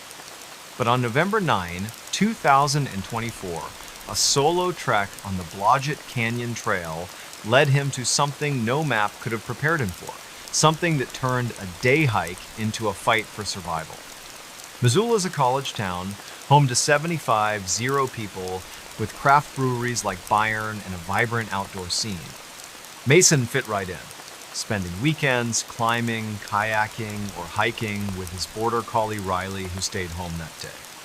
He lived in a rented bungalow on Higgins Avenue, bought his gear at REI, and followed local hiking forums on Reddit, like Montana Outdoors. The Blodgett Canyon Trail, a 12-mile out and back in the Bitterroot, was his pick for November 9, drawn by its granite cliffs and solitude. He told his roommate Nate, a 28-year-old barista, he'd be back by 6:00 p.m. Mason packed light, a Osprey backpack, a Nikon's 50 camera, a Garmin GPS, a headlamp, water, trail mix, and a first aid kit. He drove his 2020 Subaru Outback to the trailhead, 20 miles west of Hamilton, arriving at 8:00 a.m. The sky was clear, 38 degrees, frost on the ground. He snapped a selfie at the trail sign, time-stamped 8:03 a.m., and started hiking, the canyon quiet except for the crunch of his boots. The trail followed Blodgett Creek, a stream carving through pines and boulders. Mason planned to hike 6 miles to a viewpoint, eat lunch, and return. By 10:30 a.m., he was 3 miles in, the trail steepening, his Nikon capturing shots of cliffs glowing in the morning light. At 11:15 a.m., he noticed something odd, a faint hum like a distant generator coming from the trees. He paused, checking his Garmin, which showed 46.773 degrees down, 114.482 degree watts, still on the trail. The hum faded, and he shrugged it off, maybe a plane overhead. But at 11:37 a.m., his Garmin glitched, the screen flickering, then blank. He tapped it, annoyed, and pulled out his phone. An iPhone 14, but it had no signal, expected in the canyon. He kept going, unaware he'd missed a fork in the trail, veering onto an unmarked path, overgrown with ferns. By noon, Mason realized he was off course. The trail was gone, replaced by dense brush and rocks. He backtracked, but the hum returned, louder, vibrating in his chest. At 12:22 p.m., he found a clearing, maybe 30 feet wide, unnatural in the thick forest. In the center stood a stone structure, crude, like a cairn, 4 feet tall, surrounded by smaller rocks in a spiral pattern. His Nikon snapped a photo, timestamp 12:24 p.m., the hum now a low drone, coming from the cairn. Mason's gut screamed to leave, but curiosity pulled him closer. The rocks were etched with symbols, lines, circles, something like an eye. He touched the cairn, cold despite the sun, and the drone stopped. Silence, heavy, unnatural. Then, a snap, like a branch breaking from the trees behind him. He spun, Nikon raised, and saw it. A figure, tall, maybe 7 feet, cloaked in shadow, standing 50 yards away, motionless. The photo, later checked, showed only trees. Timestamped 12:27 p.m. Mason bolted, crashing through brush, his backpack snagging on thorns. The figure didn't follow, but the hum resumed, pulsing like it was inside his skull. He ran blindly, tripping over roots, his headlamp falling out, lost. At 1:05 p.m., he stopped, gasping, at a dry creek bed, his Garmin dead. Phone at 10%. The forest felt wrong, too dark for midday, the air thick like before a storm. He heard whispers, not words, just murmurs from all directions. He recorded a video on his iPhone, voice shaky, "I'm lost, something's here," timestamped 1:08 p.m. The whispers grew, and his flashlight, clipped to his pack, flickered, though its batteries were new. He moved, following the creek bed, hoping it led to the main trail. At 1:32 p.m., he found a rusted trapper's cabin, half collapsed, its door hanging by one hinge. Inside, he saw scratches on the walls, deep like claws, in a journal, pages brittle, dated 1923. The last entry read, "It watches. Don't look." Mason shoved the journal in his pack, his Nikon capturing the cabin, timestamped 1:35 p.m. The whispers became a voice, low, growling, "See me." Mason's flashlight died. He stumbled out, the figure now closer, 20 yards away, its form shifting, like smoke, eyes glinting red in the Nikon's flash, caught faintly at 1:40 p.m. He ran again, the voice louder, "Stay. See." The forest seemed to twist, trees leaning inward, the path looping back to the cairn. Impossible. At 2:15 p.m., Mason, exhausted, hid behind a boulder, recording another iPhone video. "It's following me. I can't get out," timestamped. His phone died. The hum was deafening now, his head throbbing. He saw the figure again, closer, its shape clear gaunt, limbs too long, no face, just those eyes. He screamed, running, tripping, until he hit the main trail. Somehow, at 3:00 p.m., the hum fading, the figure gone. He staggered to the trailhead, collapsing in his Subaru. At 4:47 p.m., the Nikon's battery dead, but the journal still in his pack. Mason drove to a gas station in Hamilton, the Bitterroot Quick Stop, and called Nate at 5:03 p.m., voice hoarse, "I'm alive." Something was out there. Nate met him at the gas station, pale when he saw Mason's scratched face and torn jacket. They watched the Nikon photos and iPhone videos, the figure's eyes barely visible, the cairn symbol stark. Mason texted his sister Ellie, a teacher in Bozeman, 200 miles away, with a photo of the journal. "What is this?" She replied, "Get help." Mason posted the clearing's photo to R Paranormal under the username MT-Hiker24, hitting 6-0 upvotes in 12 hours. Users speculated about skinwalkers, wendigos, or something older tied to native Salish legends of shadow beings in the Bitterroot. On November 10, Mason visited the Missoula Public Library, a modern building with a Montana history section. He showed the journal to a librarian, Dr. Susan Klein, a 62-year-old historian. She recognized the symbols as similar to Salish warnings meant to mark forbidden places. The journal belonged to a trapper, Amos Reed, no relation to Mason, who vanished in 1923. A 1923 Missoulian article reported Amos's cabin found empty, walls scratched, his rifle unfired. Dr. Klein warned Mason, "Some places are left alone for a reason." He dug deeper, finding a 1978 Forest Service report of missing hikers near Blodgett Canyon with strange markings, noted but unexplained. Mason's stomach churned. Was the cairn a marker, a trap? That night, at his bungalow, Mason couldn't sleep. At 2:33 a.m., he heard the hum faint outside his window. He grabbed his Nikon, but the battery, charged that day, was dead.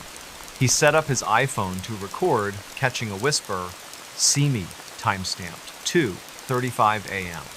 He called Nate, who crashed on his couch, both too scared to sleep. On November 11, Mason contacted Big Sky Paranormal, a Missoula-based group. Their leader, Travis Cole, a 39-year-old ex-Marine, met Mason at Bayern Brewery, reviewing the footage. "That's not a ghost," Travis said. "It's something else." He agreed to investigate the trail, bringing an EMF meter, a thermal camera, and a spirit box. On November 12, at 7:00 a.m., Travis, Mason, and two investigators, Rachel and Ben, hiked to the clearing. Riley left it home. The cairn was still there, the symbols sharper in daylight. Travis's EMF meter spiked to 5.7 milligauss, far above the normal 0.1, time-stamped 8:22 a.m. The thermal camera showed a cold spot, 10 degrees below the forest, hovering over the cairn, time-stamped 8:25 a.m. At 8:30 a.m., the spirit box crackled, spitting out, "Leave! Eyes!" Mason's throat tightened. Rachel's flashlight flickered, and Ben saw movement branches bending, no wind.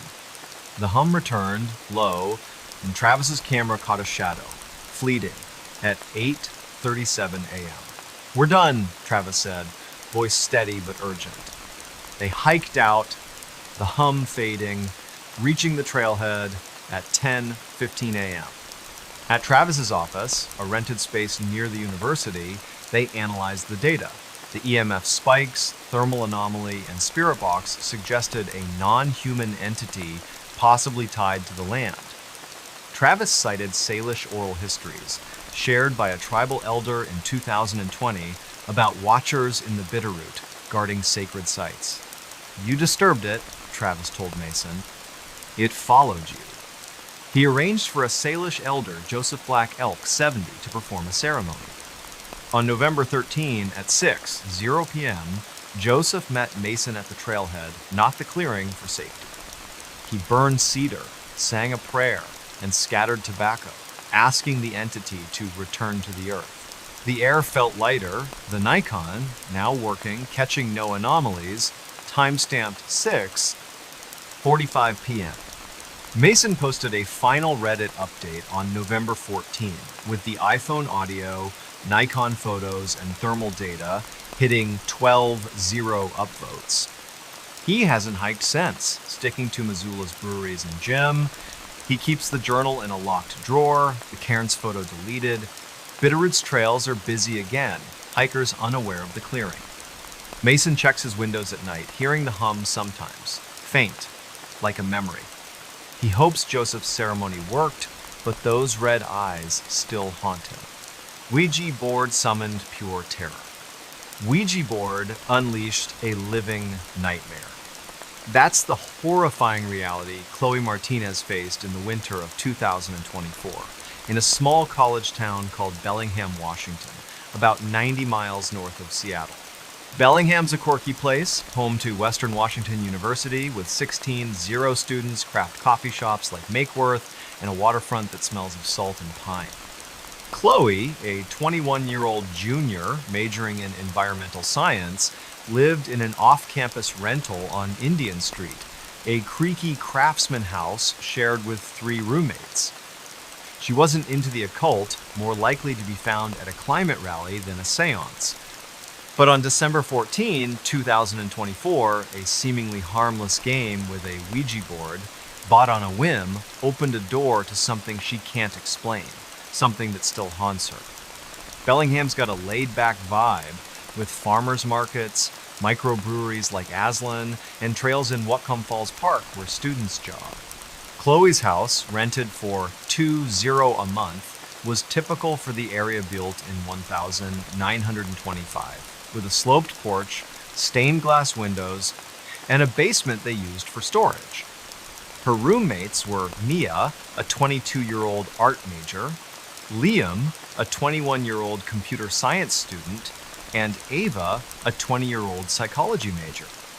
They were tight, hosting game nights, splitting Costco runs, and joking about the house's quirks, like doors that wouldn't stay shut. Chloe, practical and skeptical, rolled her eyes at Mia's tarot cards and Liam's ghost hunting apps.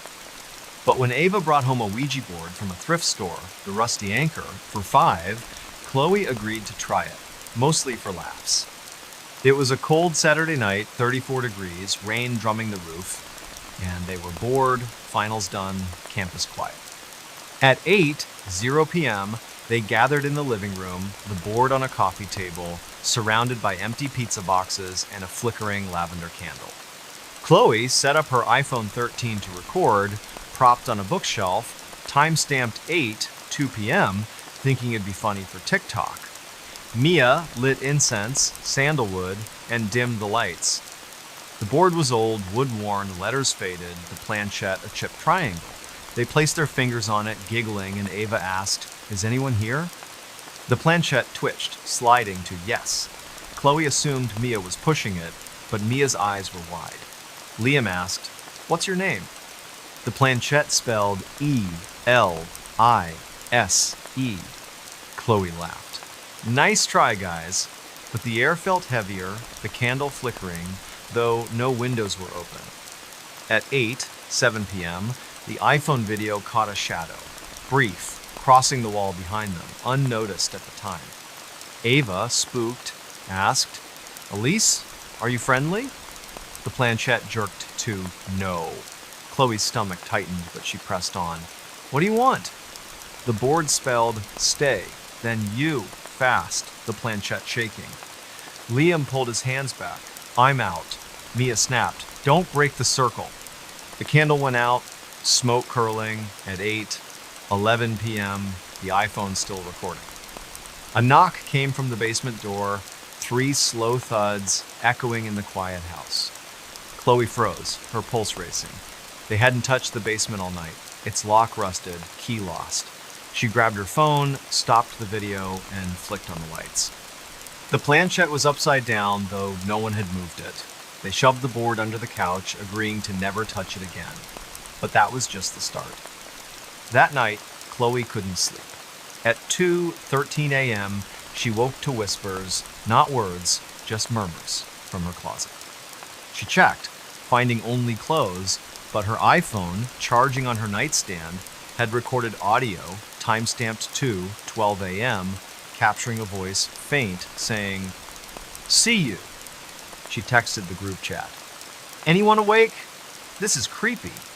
Mia replied, "Heard something too." Footsteps. They met in the kitchen, bleary-eyed, and played the audio, their faces pale. Liam suggested burning the board, but Ava, who'd read horror forums, said that could make it worse. At 3:00 a.m., they heard another knock, louder from the basement. Chloe grabbed a flashlight and a kitchen knife, Liam behind her with a baseball bat. The basement door was ajar, the lock dangling, broken. They didn't go down, slamming it shut, piling chairs against it. On December 15, Chloe skipped her morning class, too shaken. She drove to the Rusty Anchor, a cluttered shop near the bay, and asked the clerk, a 60-year-old named Barb, about the board. Barb frowned. That came from an estate sale. Old lady on Maple Street died last month. She gave Chloe the address, 1427 Maple, and a name, Elise Thornton, 87, no family. Chloe visited the Bellingham Public Library, a brick building with free Wi-Fi, and searched obituaries. A November 2024 Bellingham Herald notice confirmed Elisa's death. Passed peacefully at home, no cause listed. A 1985 article mentioned Elise as a recluse, rumored to dabble in spiritualism after her husband's death in a 1979 mill accident. Chloe's skin crawled. Was Elise tied to the board? That afternoon, Chloe bought a digital voice recorder, a Tascam DR5X for $89 at Guitar Center, and set it up in the living room. At 7:00 p.m., the roommates gathered, the board still under the couch, untouched. The recorder caught knocks, soft, at 7:14 p.m. from the basement, though no one was down there. Mia, trembling, suggested a medium, but Liam wanted to call campus security. Chloe, desperate, posted the iPhone video to R Paranormal under the username WA-Student21, hitting 50 upvotes in 10 hours. A user, PNW Ghost, suggested a local paranormal group, Cascadia Spirits. Chloe emailed them, attaching the audio, and got a reply from their leader, Ethan Wells, a 35-year-old former paramedic. On December 16, Ethan arrived at 6:00 p.m. with an EMF meter, a thermal camera, and a spirit box. The house felt colder, 60 degrees despite the heater. Ethan's meter spiked to 4.9 milligauss near the basement door, far above the normal 0.1, timestamped 7 p.m. He set up the spirit box, asking, "Elise, are you here?" It hissed, then said, "Not Elise, other." Chloe's heart sank.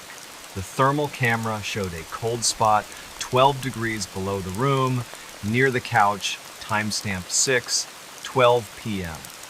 At 6:15 p.m., the recorder caught a laugh, sharp, mocking, not human. Ethan's face tightened. "This isn't a ghost," he said. "It's something you invited through the board." He urged them to leave for the night and arranged for a spiritualist, Nora Black, to assist. The roommates crashed at Mia's boyfriend's apartment, a studio near campus. At 2:19 a.m., Chloe's recorder, left running, caught a voice, clear, saying, "Come back, timestamp." She sent it to Ethan, who called, "Stay away until we fix this." On December 17, Chloe researched the house, visiting the Whatcom County Assessor's Office. Records showed 1,427 Maple, Elisa's old address, was their rental before redistricting changed street names in the 1990s. A 1,979 police report noted disturbances at the house, with Elise claiming voices after her husband's death. Chloe's blood ran cold. The board had been in the house all along. On December 18, Ethan and Nora, a 50-year-old with a calm presence, met the roommates at the house at 5:00 p.m. Nora sensed a malevolent presence. Not Elise, but something older, drawn by the board's use. She searched the basement, finding a hidden panel behind a shelf, revealing a box of paper letters from Elise dated 1980, describing a dark thing she'd contacted, begging it to leave. Nora's spirit box at 5:27 p.m. said, "Bound. Hate." The EMF meter spiked to 6.3 milligauss, the air heavy like smoke. Nora began a cleansing, burning sage, chanting and placing salt around the board, which she sealed in a steel box with a cross. At 5:45 p.m., the recorder caught a scream, fading, then silence. The thermal camera showed no cold spots. The house lighter time-stamped 5:47 p.m. Chloe and her roommates returned on December 19, the board gone, taken by Nora for safekeeping. They posted a final Reddit update with the iPhone video, recorder audio, and thermal data hitting 10-0 upvotes. Chloe moved out in January 2025 to a dorm, her roommates scattering to new leases. She avoids thrift stores now, sticks to coffee shops and classes. Bellingham's back to its rainy rhythm, students biking to Makeworth, unaware of the house on Indian Street.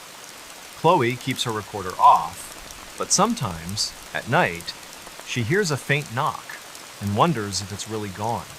Something watched me from the woods. That's the terrifying truth Nathan Brooks uncovered in the early fall of 2024 in a remote corner of Maine called Millinocket, a town of about 0 people nestled near Baxter State Park. Millinocket's a place of dense forests, logging roads, and lakes where moose outnumber tourists. Nathan, a 29-year-old park ranger at Katahdin Woods and Waters National Monument, spent his days patrolling trails and checking campsites. He was no stranger to the wilderness, trained to handle bears, storms, or lost hikers. But on September 28, 2024, during a routine patrol, he encountered something in the woods that wasn't animal, wasn't human, and wasn't leaving him alone. Millinocket's a tight-knit town, with a diner called Ruthie's, a general store stocking ammo and bait, and a history tied to the Great Northern Paper Company, now gone. Nathan lived in a cabin on Golden Road, a dirt track off Route 11, rented for $600 a month. His life was simple: coffee from a percolator, shifts in his Ranger truck, and evenings with his girlfriend Lily, a 27-year-old nurse at Millinocket Regional Hospital. He wasn't superstitious, dismissing local tales of forest spirits or Bigfoot sightings as campfire stories. His job gave him a front row seat to the Katahdin Wilderness, 0 acres of pine, birch, and granite ridges. On September 28, he set out at 6:00 a.m., driving his Ford F-150 to a trailhead near Sandbank Stream, tasked with checking fire pits after a dry spell. He packed a radio, a Nikon D3000 500 camera for documenting violations, a Garmin GPS, a water bottle, and a Glock 19, standard for rangers. The air was crisp, 42 degrees, the sky pink with dawn. He snapped a photo of the trailhead sign, time-stamped 6:07 a.m., and started his patrol, unaware he'd soon wish he'd stayed home. The Sandbank Trail was a 5-mile loop, popular with day hikers, but quiet that morning. Nathan hiked a mile in, his boots crunching on pine needles, the forest alive with birdsong. At 7:15 a.m., he reached a campsite, its fire pit cold, no issues. His Nikon captured the site, time-stamped. But as he turned to leave, he felt it a prickling on his neck, like eyes on him. He scanned the trees, seeing nothing but shadows, his radio silent. He chalked it up to fatigue, having pulled a double shift the day before. At 7:40 a.m., a mile deeper, he found something odd. A pile of stones, stacked like a pyramid, maybe 2 feet high, in the middle of the trail. It wasn't natural, too precise, with smaller rocks forming a circle around it. He took a photo, time-stamped 7:42 a.m., his Garmin noting the coordinates: 45.9, 17 degrees, 68.8, 53 degree watts. Then he heard a sound, low like a growl, not bear or moose, coming from the woods to his left. He unholstered his Glock, heart thudding, but saw nothing. The growl faded, and he moved on, unsettled. By 8:30 a.m., Nathan was 3 miles in, the trail narrowing, the forest thicker.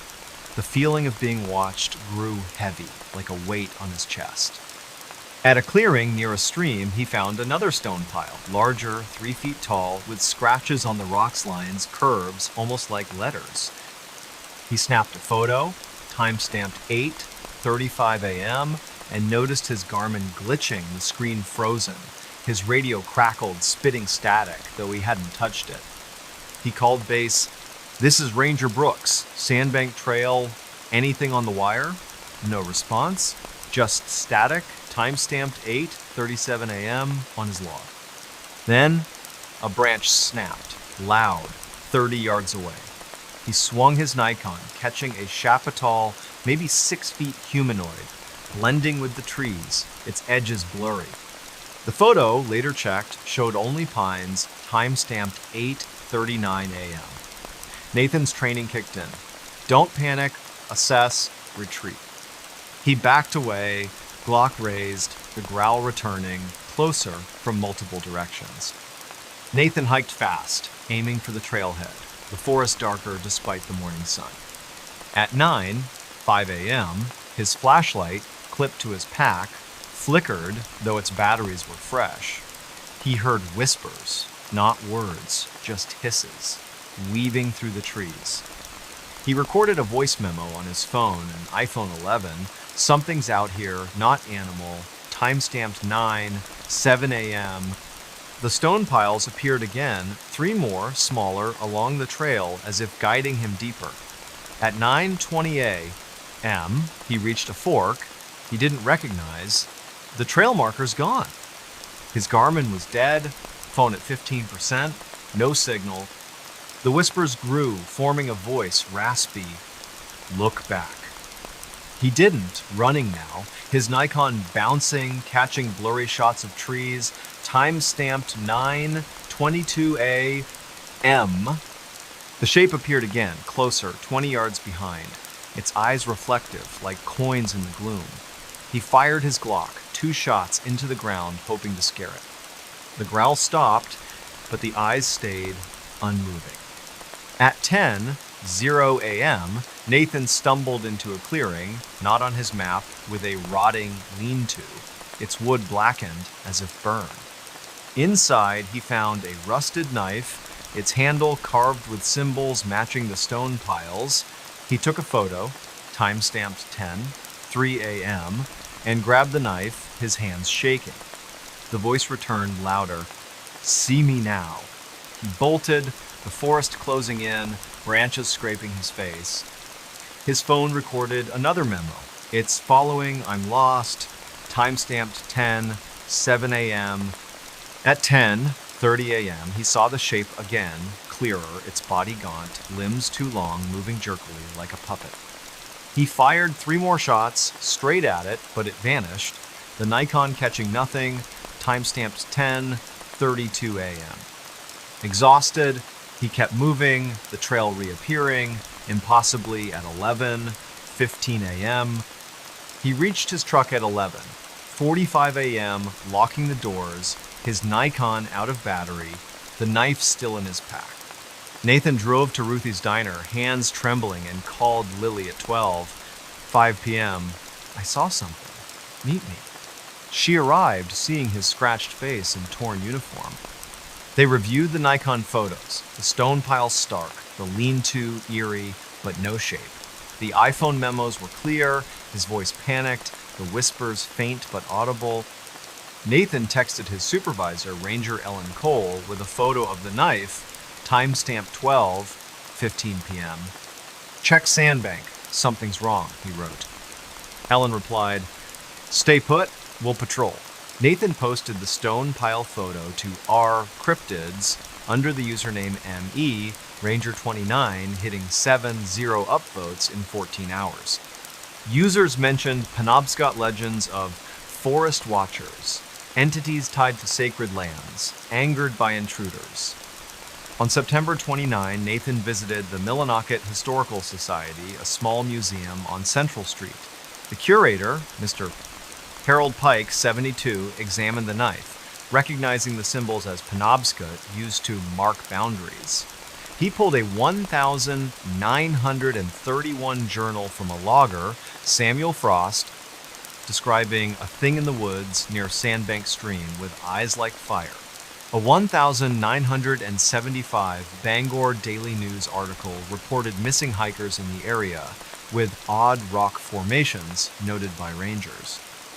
Nathan's gut twisted. Was this thing ancient, guarding the forest? He gave the knife to Harold, wanting it gone. That night, at his cabin, he heard scratches outside, slow, deliberate at 2:27 a.m. He set up his iPhone to record, catching a growl, low, time-stamped 2:29 a.m. He called Lily, who stayed over, both sleepless. On September 30, Nathan contacted Maine Paranormal Society, based in Bangor, 60 miles away. Their leader, Diane Morse, a 44-year-old biologist, met him at Ruthie's, reviewing the photos and audio. "This isn't a bear or a hoax," she said. She agreed to investigate, bringing an EMF meter, a thermal camera, and a spirit box. On October 1 at 6:00 a.m., Diane, Nathan, and two investigators, Paul and Tara, hiked to the clearing, the stone piles still there, untouched. Diane's EMF meter spiked to 5.2 milligauss, time-stamped 7:03 a.m., far above the normal 0.1. The thermal camera showed a heat signature, faint, moving between trees, time-stamped 7:06 a.m. The spirit box hissed, saying, "Go, mine, at 7:09 a.m." Nathan's throat tightened. Tara's flashlight died, and Paul saw the shape fleeting 40 yards away. Diane's camera caught it, blurry, time-stamped 7:12 a.m. "We're leaving," Diane said, voice firm. They reached the trailhead at 8:30 a.m., the forest silent. At Diane's office, a rented space in Bangor, they analyzed the data. The EMF spikes, thermal anomaly, and spirit box suggested a territorial entity, possibly tied to Penobscot lore. Diane cited a 1990s study by a tribal elder, Mary Sakabason, on land spirits in the Katahdin region, angered by disrespect. "You crossed a boundary," Diane told Nathan. She arranged for a Penobscot elder, Thomas Paul, 68, to perform a ceremony. On October 2, at 5:00 p.m., Thomas met Nathan at the trailhead, burning sweetgrass, offering tobacco, and praying in Penobscot, asking the entity to rest. The air warmed. Nathan's iPhone, catching no sounds, time-stamped 5:45 p.m. Nathan posted a final Reddit update on October 3 with the iPhone audio, Nikon photos, and thermal data hitting 11,000 upvotes. He took a desk job at the ranger station, avoiding Sandbank. He keeps the photos on a hard drive. The scratch is quieter now. Millinocket's gearing up for winter. Ruthie's serving chili. But Nathan hikes with a group now, his Glock always loaded, those eyes still in his nightmares. My reflection wasn't me. That's the bone-chilling reality Hannah Sullivan faced in the spring of 2025 in a small city called Concord, New Hampshire, home to about 44,000 people, just 70 miles north of Boston. Concord's a quaint place with a historic downtown, a state house with a golden dome, and cafes like the Works Bakery, where locals grab bagels. Hannah, a 26-year-old graphic designer working remotely for a Manchester ad agency, lived in a one-bedroom apartment on North Main Street, rented for $1,400 a month. She was practical, not prone to flights of fancy, her life filled with deadlines, yoga classes, and Netflix binges. But on March 10, 2025, something in her bathroom mirror turned her world upside down, showing her a reflection that wasn't her sin, it didn't want to leave. Concord's the kind of town where you can still find farmers markets on Capitol Street, a craft brewery called Litherman's, and trails along the Merrimack River. Hannah's apartment, in a renovated 1900s building, had charm-high ceilings, hardwood floors, and a clawfoot tubbet. It also had quirks, like a bathroom mirror that always fogged up, no matter how hot the shower. She lived alone, no pets, her social life revolving around her friend group, Emma, a 25-year-old barista, Tyler, a 27-year-old high school teacher, and Rachel, a 26-year-old nurse. They'd meet at True Brew Barista for trivia nights or hike in White Mountain National Forest. Hannah wasn't into ghost stories, rolling her eyes at Tyler's tales of haunted New England inns. But that Monday night, March 10, everything changed. Hannah got home at 7:00 p.m. after a yoga class at a studio on Warren Street. She was tired, her muscles sore, and headed for a shower. The bathroom was small, with white tiles, a pedestal sink, and the mirror, an oval antique framed in tarnished silver, bolted to the wall. She turned on the hot water, steam rising, and undressed. Her iPhone 13 on the sink, playing a podcast about design trends. At 7:15 p.m., she stepped out, wrapped in a towel, and wiped the mirror clear. Her reflection looked normal at first brown hair, hazel eyes, a freckle on her cheek. But as she reached for her phone, the reflection didn't move. It stood still, staring, its eyes darker, almost black, its mouth twitching into a smirk. Hannah froze, her hand midair, the podcast still playing, timestamp 7:17 p.m. She blinked, and the reflection blinked, but late, like it was mimicking her. She backed away, heart racing, and the reflection stayed, smirking until she flicked off the light and ran out. Hannah didn't sleep well that night.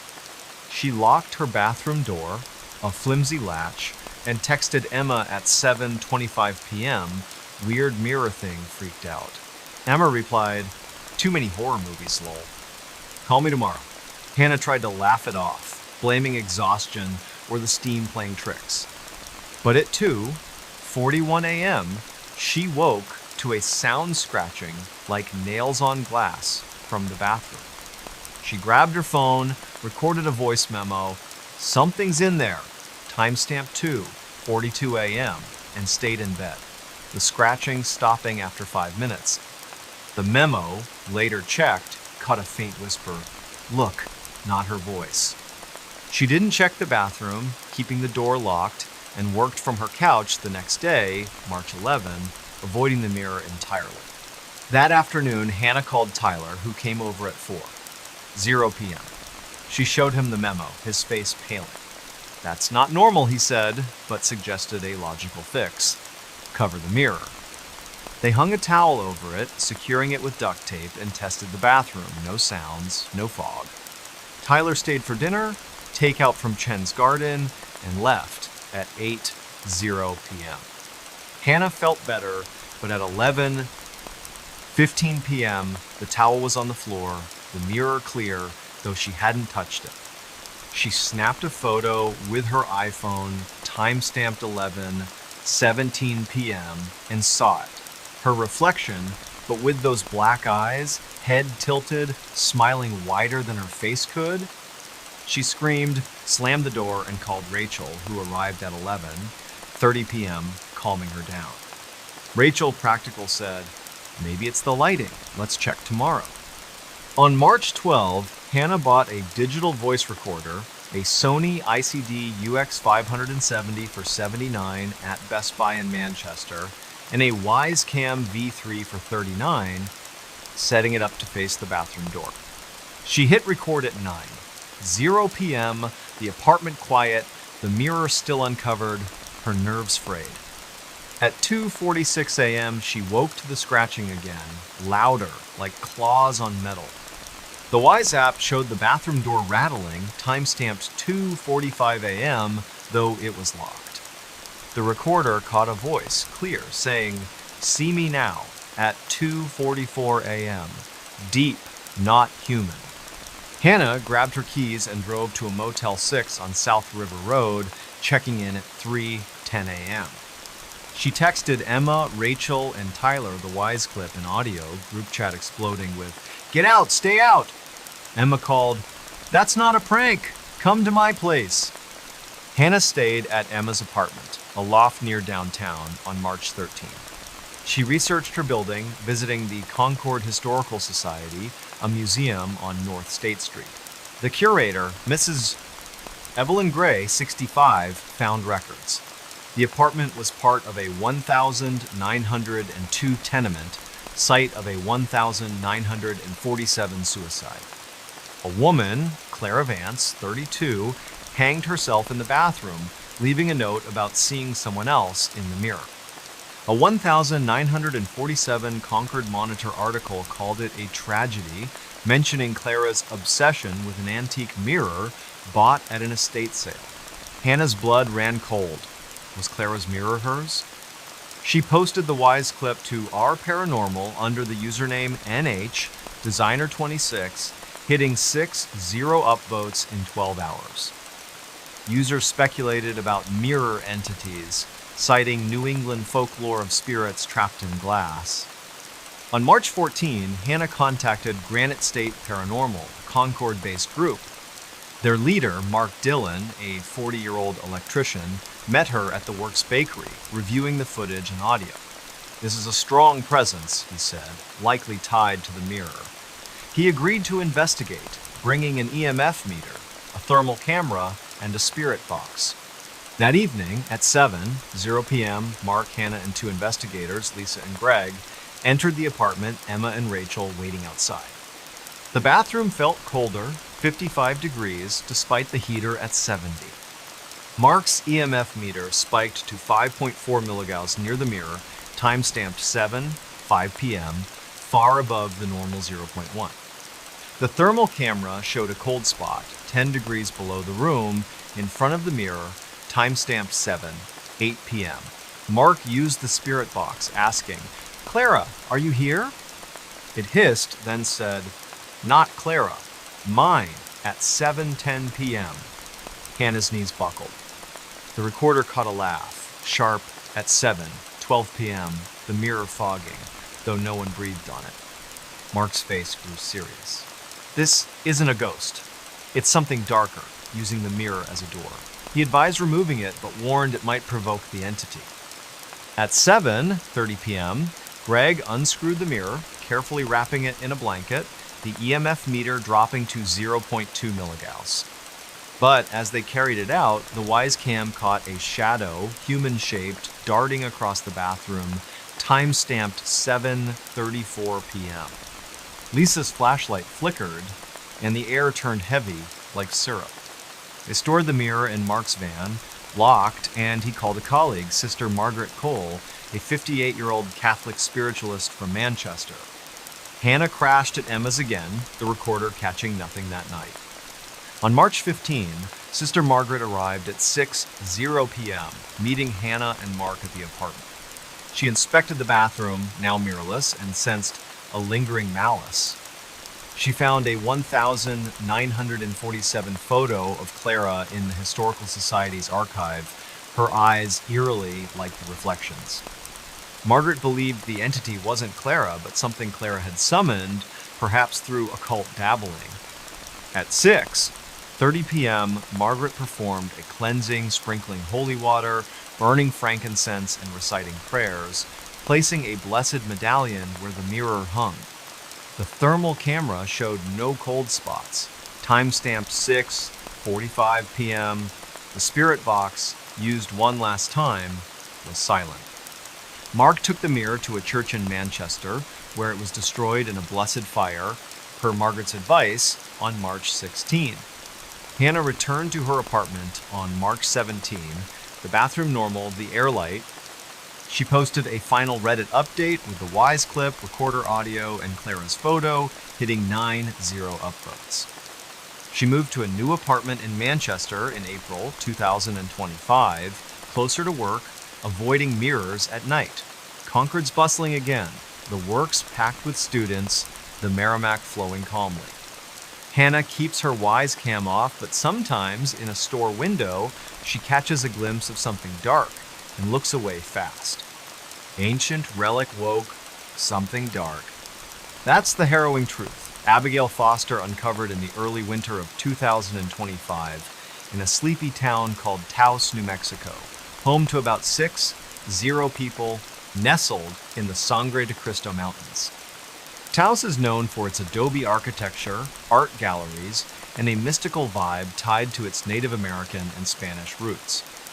Abigail, a 33-year-old antiques dealer who ran a shop called Desert Finds on Paseo del Pueblo Sur, had a knack for spotting treasures at estate sales.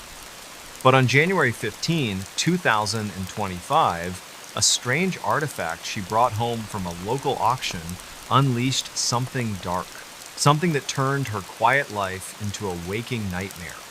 Taos is a blend of old and new, with tourists flocking to the Taos Pueblo, a UNESCO site, and locals grabbing coffee at places like World Cup Cafe. Abigail's shop, a cozy space filled with vintage lamps, Navajo rugs, and dusty books, was her pride, built after years of hustling at flea markets. She lived above the shop in a loft apartment with creaky floors and windows overlooking the snow-dusted plaza.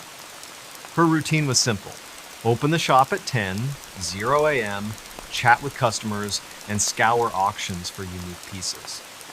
She wasn't superstitious, brushing off tales of cursed objects as marketing ploys. On January 14, she attended an auction at the Taos County Fairgrounds where a rancher's estate was being liquidated. Among the items was a small carved stone idol, about 6 inches tall, listed as pre-Columbian, origin unknown. Its surface was worn, etched with angular symbols, its face featureless except for deep, hollow eyes. Abigail won it for $120, drawn to its eerie beauty, planning to display it in her shop. She had no idea what she'd invited in. On January 15, Abigail brought the idol to her loft, setting it on a bookshelf next to a cactus and some paperbacks. That night at 8:00 p.m, she was sketching the idol for her shop's Instagram, her iPhone 14 propped up, recording a time-lapse for a reel, timestamped 8:02 p.m. The loft was warm, 68 degrees, a space heater humming, snow falling outside. As she sketched, the air grew heavy, like a storm was brewing indoors. Her phone's video later showed a flicker, brief, like a shadow, crossing the idol at 8:07 p.m., unnoticed at the time. At 8:15 p.m., she heard a hum, low, like a tuning fork, coming from the bookshelf. She checked, finding the idol warm to the touch, though it had been cold minutes before.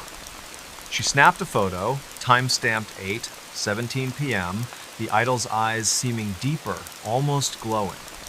Uneasy, she moved it to a drawer, locking it, and went to bed, blaming her imagination. At 2:23 a.m., Abigail woke to a sound scratching, like stone on wood, from the living room. She grabbed her flashlight and phone, recording a voice memo. "Something's moving out there," time-stamped 2:24 a.m. The memo caught a whisper, faint, saying, "Take it back," not her voice. She crept out, finding the drawer open, the idol back on the bookshelf, upright, facing her. Her heart pounded. She locked it in a metal cash box, shoving it under her bed, and texted her friend Mateo, a 35-year-old potter who sold at her shop, at 2:30 a.m. "Weird stuff with this statue.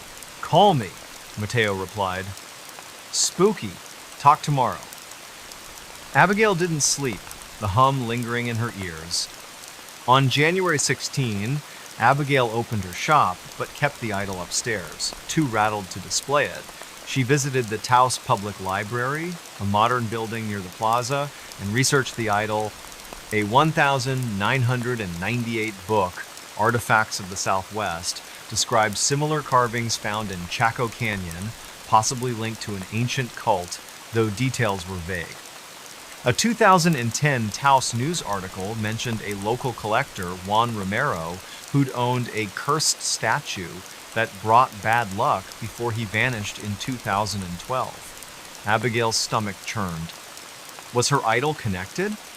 She bought a digital voice recorder, a Zoom H4n Pro, for $149 at Best Buy in Santa Fe, 70 miles away, and a Blink mini camera for $29, setting it up to face the cash box in her loft. At 9:00 p.m., she hit record, the apartment quiet, the idol still locked away. At 2:47 a.m., she woke to the hum, louder, and a thud. like something falling. The Blink app showed the cache box open, the idol on the floor, timestamped 2:46 a.m. The recorder caught a voice deep saying, "Keep me," at 2:45 a.m. Abigail grabbed her keys and drove to Mateo's house, a casita on Kit Carson Road, crashing there at 3:15 a.m. On January 17, Abigail and Mateo returned to her loft, finding the idol back on the bookshelf, though she'd left it on the floor. She showed him the Blink footage and audio, his face pale. "That's not right, Abby," he said, suggesting a priest. Abigail, not religious, hesitated but posted the idol's photo to our occult under the username NM Antiques33, hitting 50 upvotes in 10 hours. A user, Desert Mystic, suggested a Taos Pueblo elder, citing the idol's possible native origin. Abigail emailed the Taos Pueblo Cultural Center, attaching the photo, and got a reply from Maria Vigil, a 60-year-old historian who agreed to meet. That day, Abigail noticed shadows in her peripheral vision, fleeting, human-shaped, vanishing when she turned. Her phone at 6:00 p.m. recorded a video of her loft, time-stamped, catching a shadow moving across the wall, though she was alone.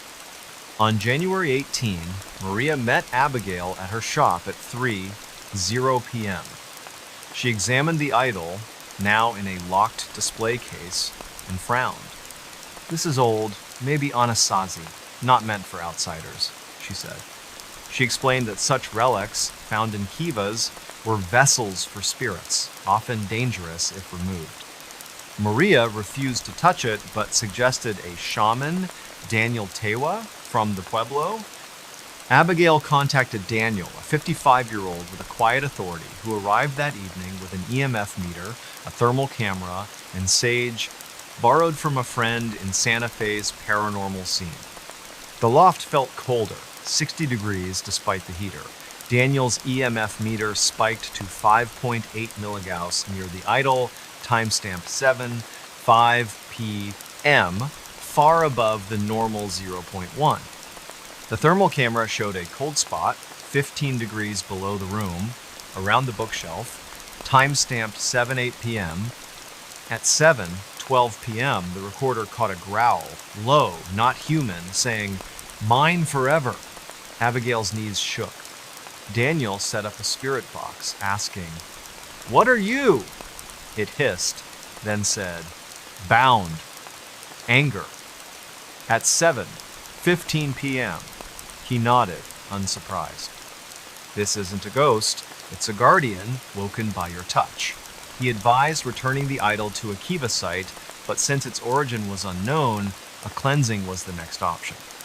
At 7:30 p.m., the blink cam caught the idol's case, rattling, though locked, time-stamped. Daniel's face grew stern. It knows we're fighting. Abigail, terrified, agreed to the cleansing. She stayed at Mateo's, again, the recorder catching scratches, like claws on metal, at 2:50 a.m., time-stamped from her empty loft. On January 19, Daniel returned at 6:00 p.m. with Maria and a colleague, Elena, a 48-year-old Pueblo spiritualist. They prepared the loft, burning cedar, spreading cornmeal in a circle around the idol, still in its case. Daniel chanted in Tiwa, praying for the spirit's release, while Elena placed a turquoise stone near the idol, a symbol of peace.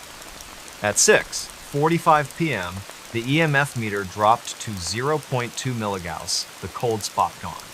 The spirit box, used briefly, was silent. The blink cam caught a shadow, faint, dissolving, time-stamped 6:47 p.m. Abigail felt the air lighten, like a fog lifting. Daniel wrapped the idol in a blanket, taking it to the Pueblo for safekeeping, to be buried in a sacred site not disclosed. Maria warned Abigail, "Respect the old things. They're not yours." Abigail returned to her loft on January 20, the shop bustling with tourists, the plaza bright with snow. She posted a final Reddit update with the blink clip, recorder audio, and idol's photo hitting 80 upvotes. She stopped buying unprovenanced artifacts, sticking to pottery and rugs. Taos is calm again, World Cup Cafe packed, the Pueblo welcoming visitors. Abigail keeps her recorder off, but she checks her drawers at night, half expecting those hollow eyes to stare back. Welcome to Midnight Mysteries, where haunting tales and dark secrets unfold under the cover of night. Close your eyes, breathe deep, and drift into eerie stories whispered in the silence of midnight. Perfect for lovers of horror, mystery, and sleep with a thrill. Cursed Doll moved at midnight. Cursed Doll moved at midnight. That's the story Emily Harper stumbled into in the fall of 2023 in a sleepy Ohio town called Millfield. It's the kind of place where everyone knows your name, where the Dollar General is the biggest store for miles, and where old houses creak with secrets nobody talks about. Emily, a 29-year-old freelance graphic designer, had just moved into a fixer-upper on Maple Street, a two-story Victorian with peeling paint and a sagging porch.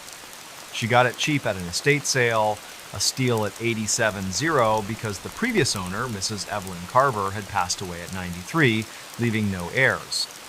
The house came with furniture,